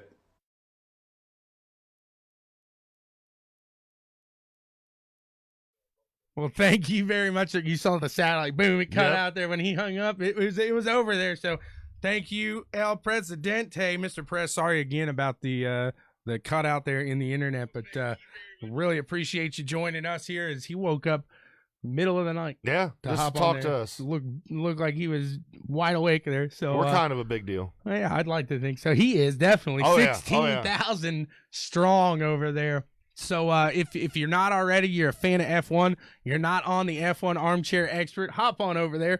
I'm going to. F1 Armchair Expert there. The Presidente, he puts up a bunch of stuff, man. He's always going on the group. I love that group. I partake in that group. He'll post pictures and like it'll all be zoomed in and it'll say who's this driver, what track and stuff like that, and people nail it. Cool. Like, I don't know how and I'm saying like he's getting the tip of the wing. And it's like, how do you guys know who drove that win? Because I see half of a road in a blue square. Like, that amazes me that people can pull that out like that. You'll have to check that out. F1 Armchair Expert over on Facebook. Thank you again, El Presidente. Mr. Durkin, Anthony Durkin over there. I love his humor, man.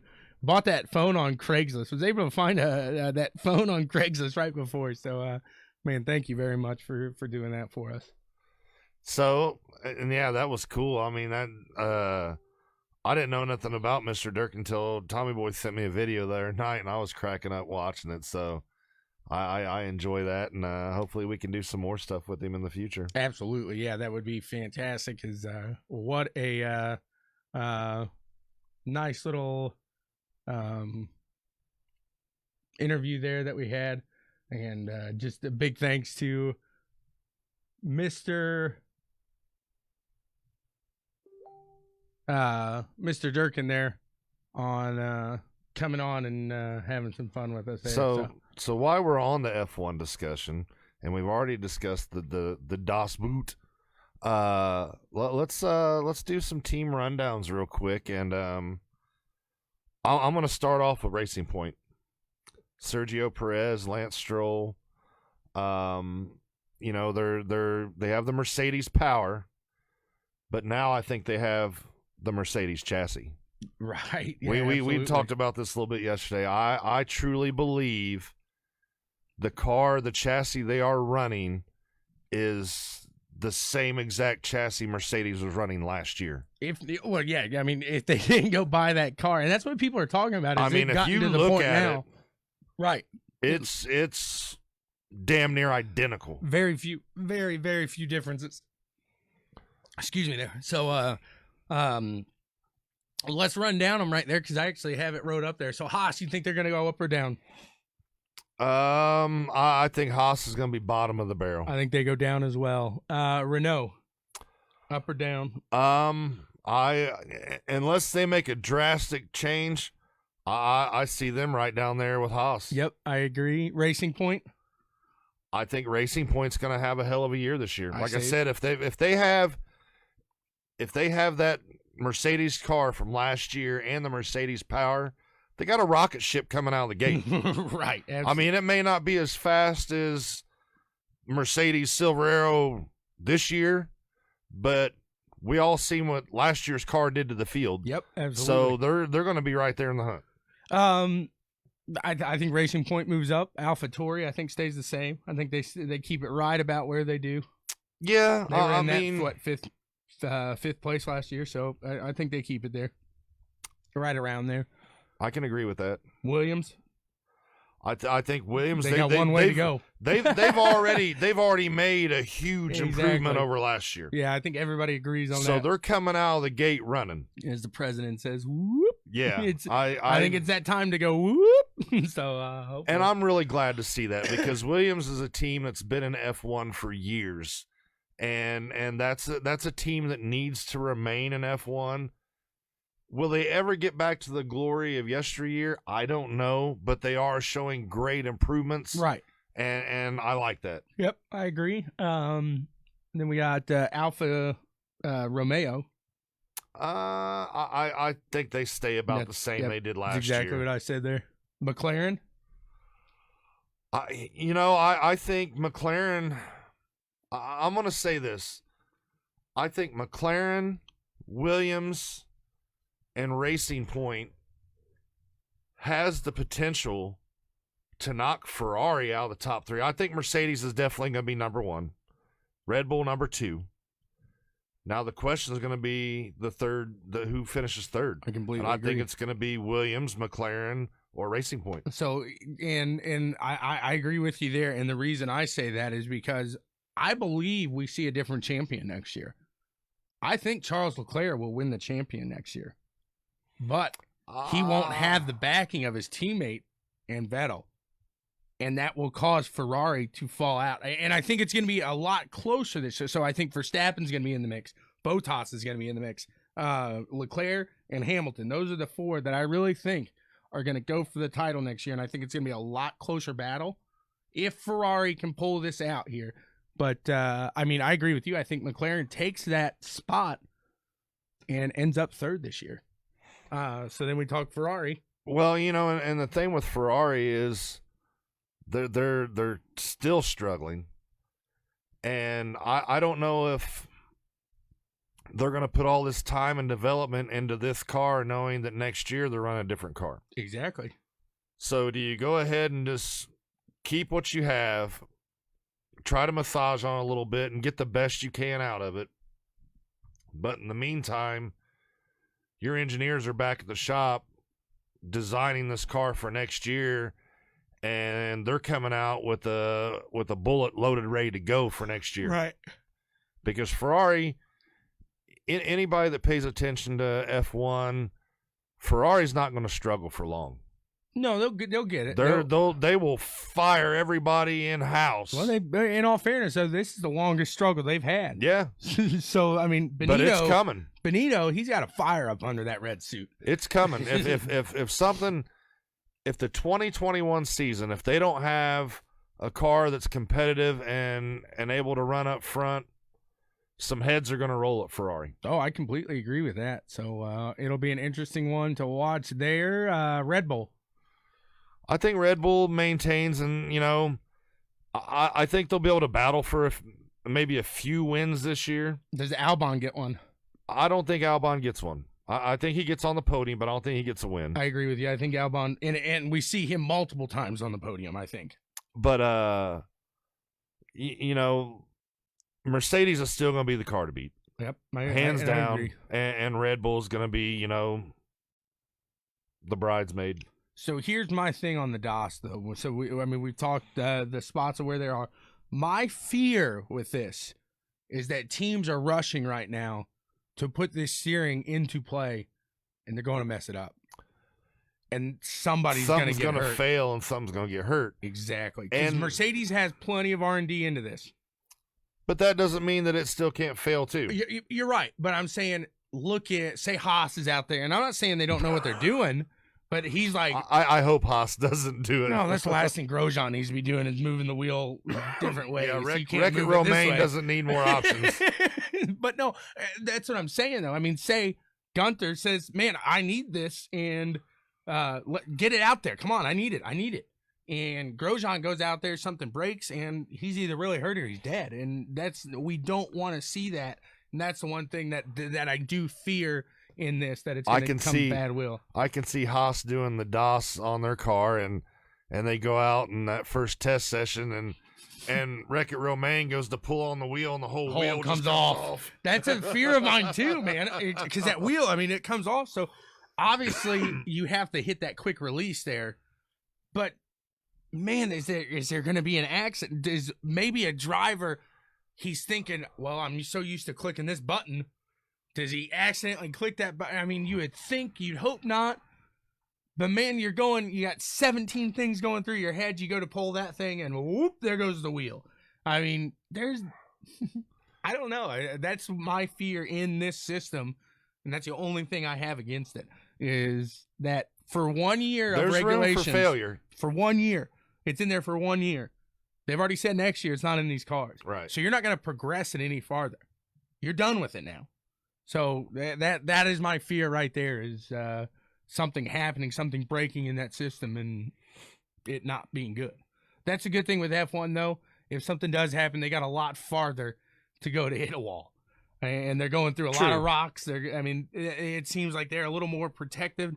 It's not like they're using the DOS. IndyCar would never use the DOS on the Noble. It'd be fantastic. You couldn't. It'd be fantastic. Trying to go through a turn at that many G's pulling on this wheel. That would not work. It'd be fantastic. But no, I'm with you there. So really just extreme innovation coming from Mercedes. Like I said, I don't care if you're an F1 fan or not. That's innovation of racing right there, and that's fantastic. And I think we're setting up to be one of the most exciting F1 seasons we've seen in a while. I would agree with that, absolutely. I mean, like I said, I think it's going to be a lot more competitive. You don't have, we always talk about the big three. Well, one of the big three's out to lunch. They're on the struggle bus hard. Right. That being Ferrari. And so that opens the door for these other teams, but here's my thing. How bad do you want to take that third spot? Are you willing to spend all this money and put this development in this car that you only get a run for this season. Right, exactly. That's the thing. Right. Because next season, this car is gone. Exactly. So that's again my fear. Don't go out there and do it cheap either. If you're going to put this in there, don't do it cheap. Don't that's a big fear, is this thing just ending up in a not pretty situation. I don't see F1 doing that though. I mean, you have, that series is kind of, I'm not going to say it's better than any other series, but they think of themselves as the elite series. Right. But I mean, we've seen people, what other series has, and I'm not playing jokes or anything like this, but we saw, who was it? Jules Bianchi. No other series has seen a person die running into a crane. I mean, that just shouldn't have happened. So, as they put themselves at the top tier. What was it? Russia last year, the manhole covers. Right, exactly. I mean, this is top tier things here, but unfortunately, but stupid mistakes keep happening. Exactly. So, I mean, that's something I did think about. Is this is such a fantastic piece of innovation for the sport.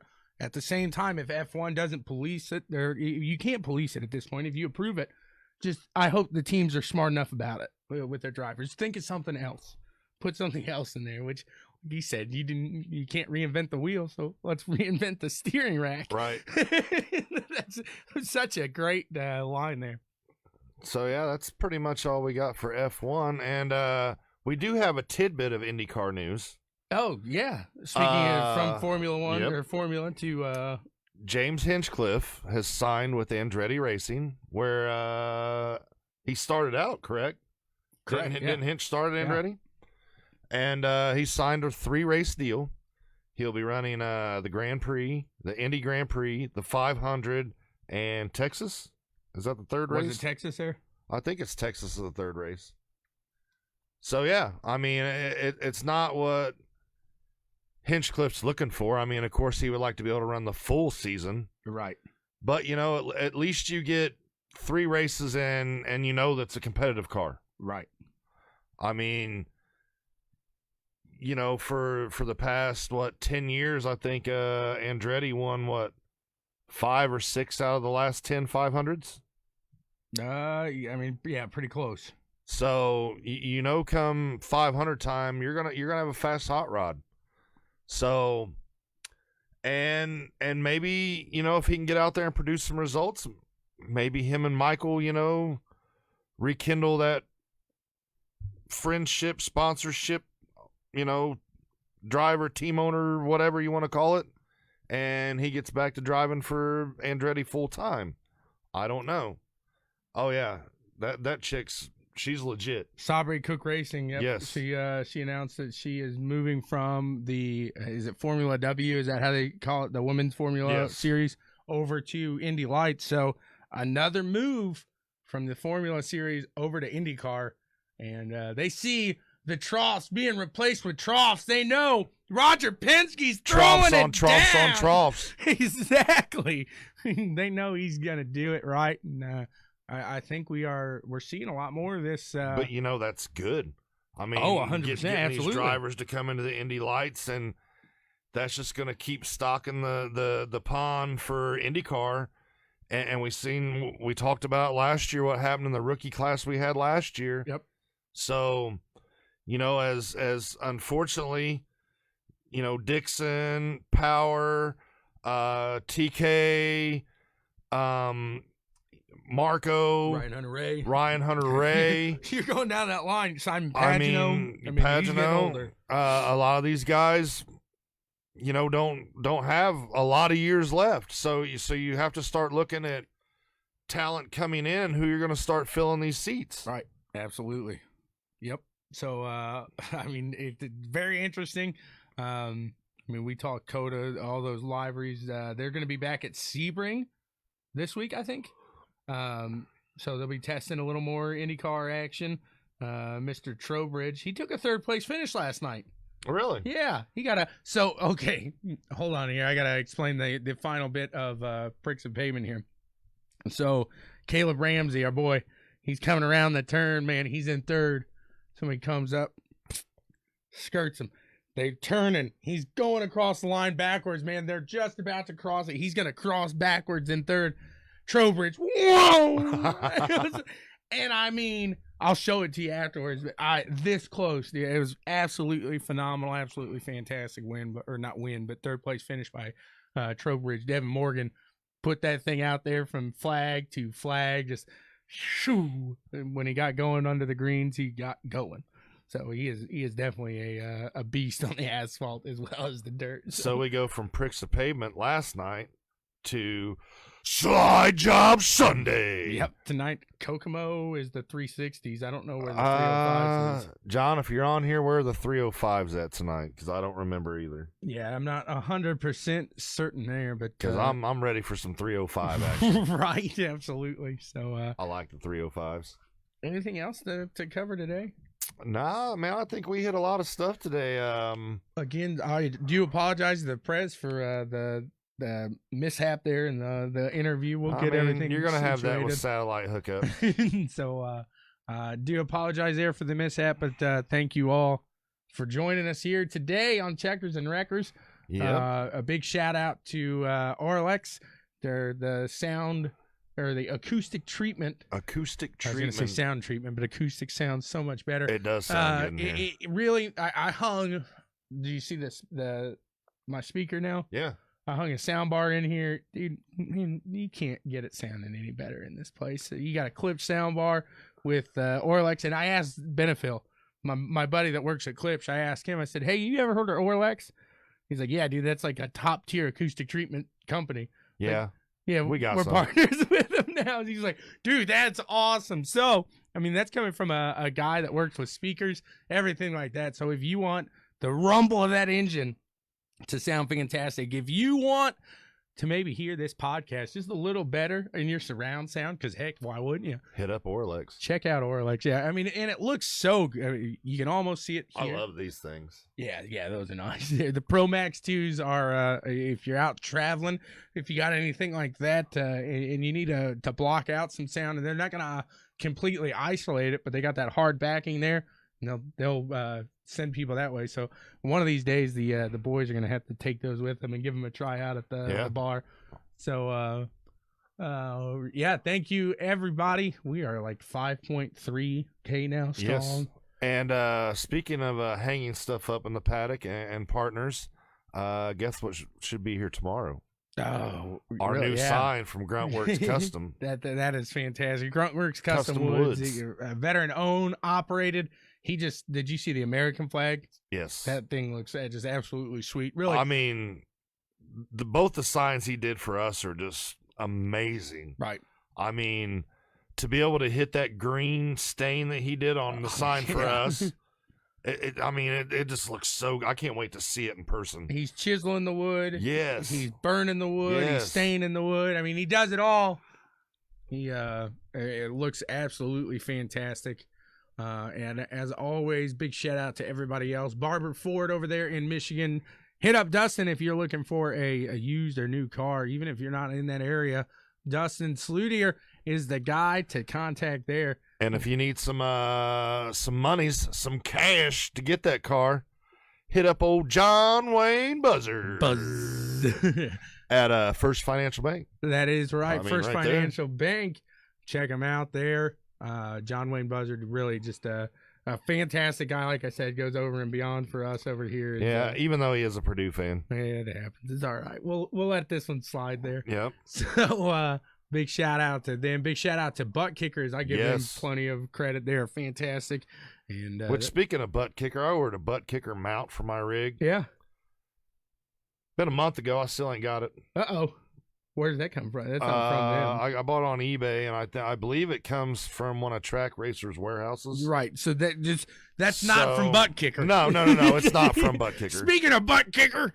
But it has not. They're not affiliated with Butt Kicker in no way, shape, or form. Want to make sure that was clear.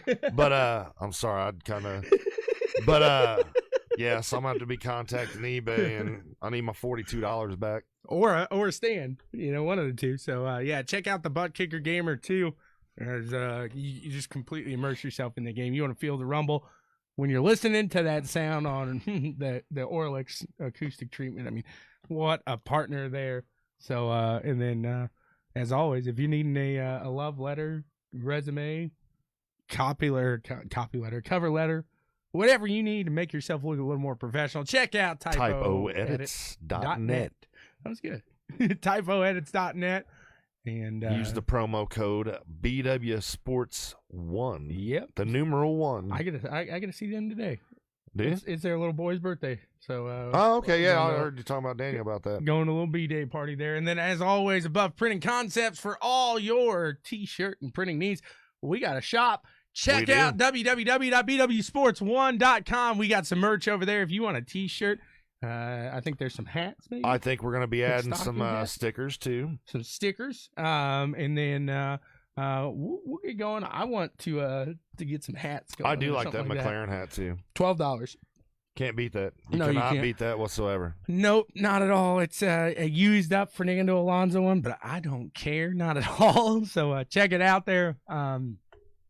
Really just a big thanks and shout out to everybody else out there who's watching with us and having some fun with us, both here at Checkers Records, Black and White Sports, CWTV. We got plenty of stuff going. And, yeah, we got all kinds of action going. TommyBoy keeps CWTV rolling. The boys at BWSPORTS1 or Black and White Sports have some big guest news coming soon. Oh, yeah? So stay tuned, not to here because we're about to take off, but stay tuned to them over there.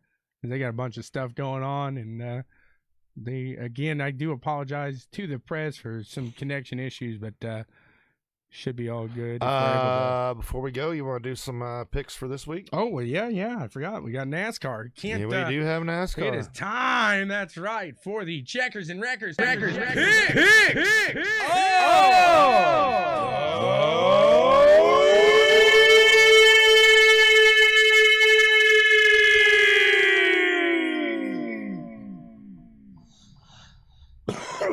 That one.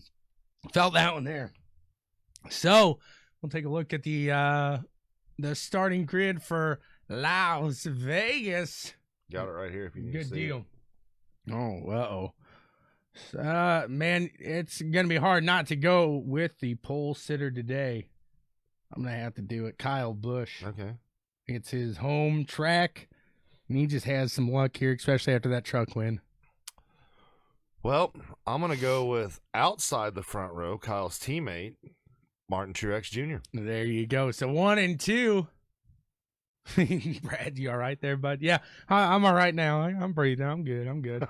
So we picked 1 and 2. Usually we don't do that. No. But so we'll go to a wrecker.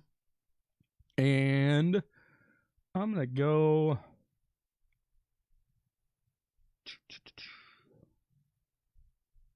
Go back, let me see, go through this one here. We'll go with Logano. I don't think he's going to have luck after that. I think he's not making friends out there this he's season really already. not. So there's going to be a lot of guys wanting to pull him. And you're, again, we've mentioned this, you're on a team that you don't have a lot of guys out there helping you. So no. And let's see here for a wrecker. I'm going to go with Eric Jones starting 16th. Okay. That's another JGR car. Yep. So we'll have to keep an eye on the JGR cars today on as far as the records go. And for a dark horse, I'm going to go with my other hometown boy, the brother of my checker. Kurt. Yeah. Kurt. I mean, like I said, these guys they run Vegas. They know Vegas. Exactly. So the brothers really know this track, and they're a tough one to beat here. Dark horse. I'm gonna go with Christopher Bell. Nice. Got 3 Toyotas. That's and Christopher Bell, man, he had a good run last week with that Daytona. He was up there for a while and was making it off of there. So. Be an interesting view there. So he's picking Chase Elliott for his dark horse this week. His checkers, Keselowski, and Busch is his wrecker. So one of these days he'll understand what a dark horse means. Right. So Maybe. this year, what is it? The who won the Super Bowl? I'm trying to think. Kansas City. Kansas City. So Kansas City is going to be my dark horse next year to win the Super Bowl, to win the AFC West. That's my dark horse to win it. Kansas City, take it all, dark horse. So pretty much what you're doing there. He says, just go with it. I can't just go with it. I'm throwing shade. You're my punching bag. Yeah, snowflake. He said, it's getting cold. That's what I said the other day. I said, it's getting cold in here. So there you got it. That's the picks of the week there. Thank you all for joining. You got anything else? I think that's it. All righty. I think we covered about everything. I'm going to go have some fun at a child's birthday party. Nothing better than that. And everybody else, I hope you have a fantastic day. And what do we do, Tommy boy? We drive fast, shift hard, and keep the rubber on the road. That's right. What do you say?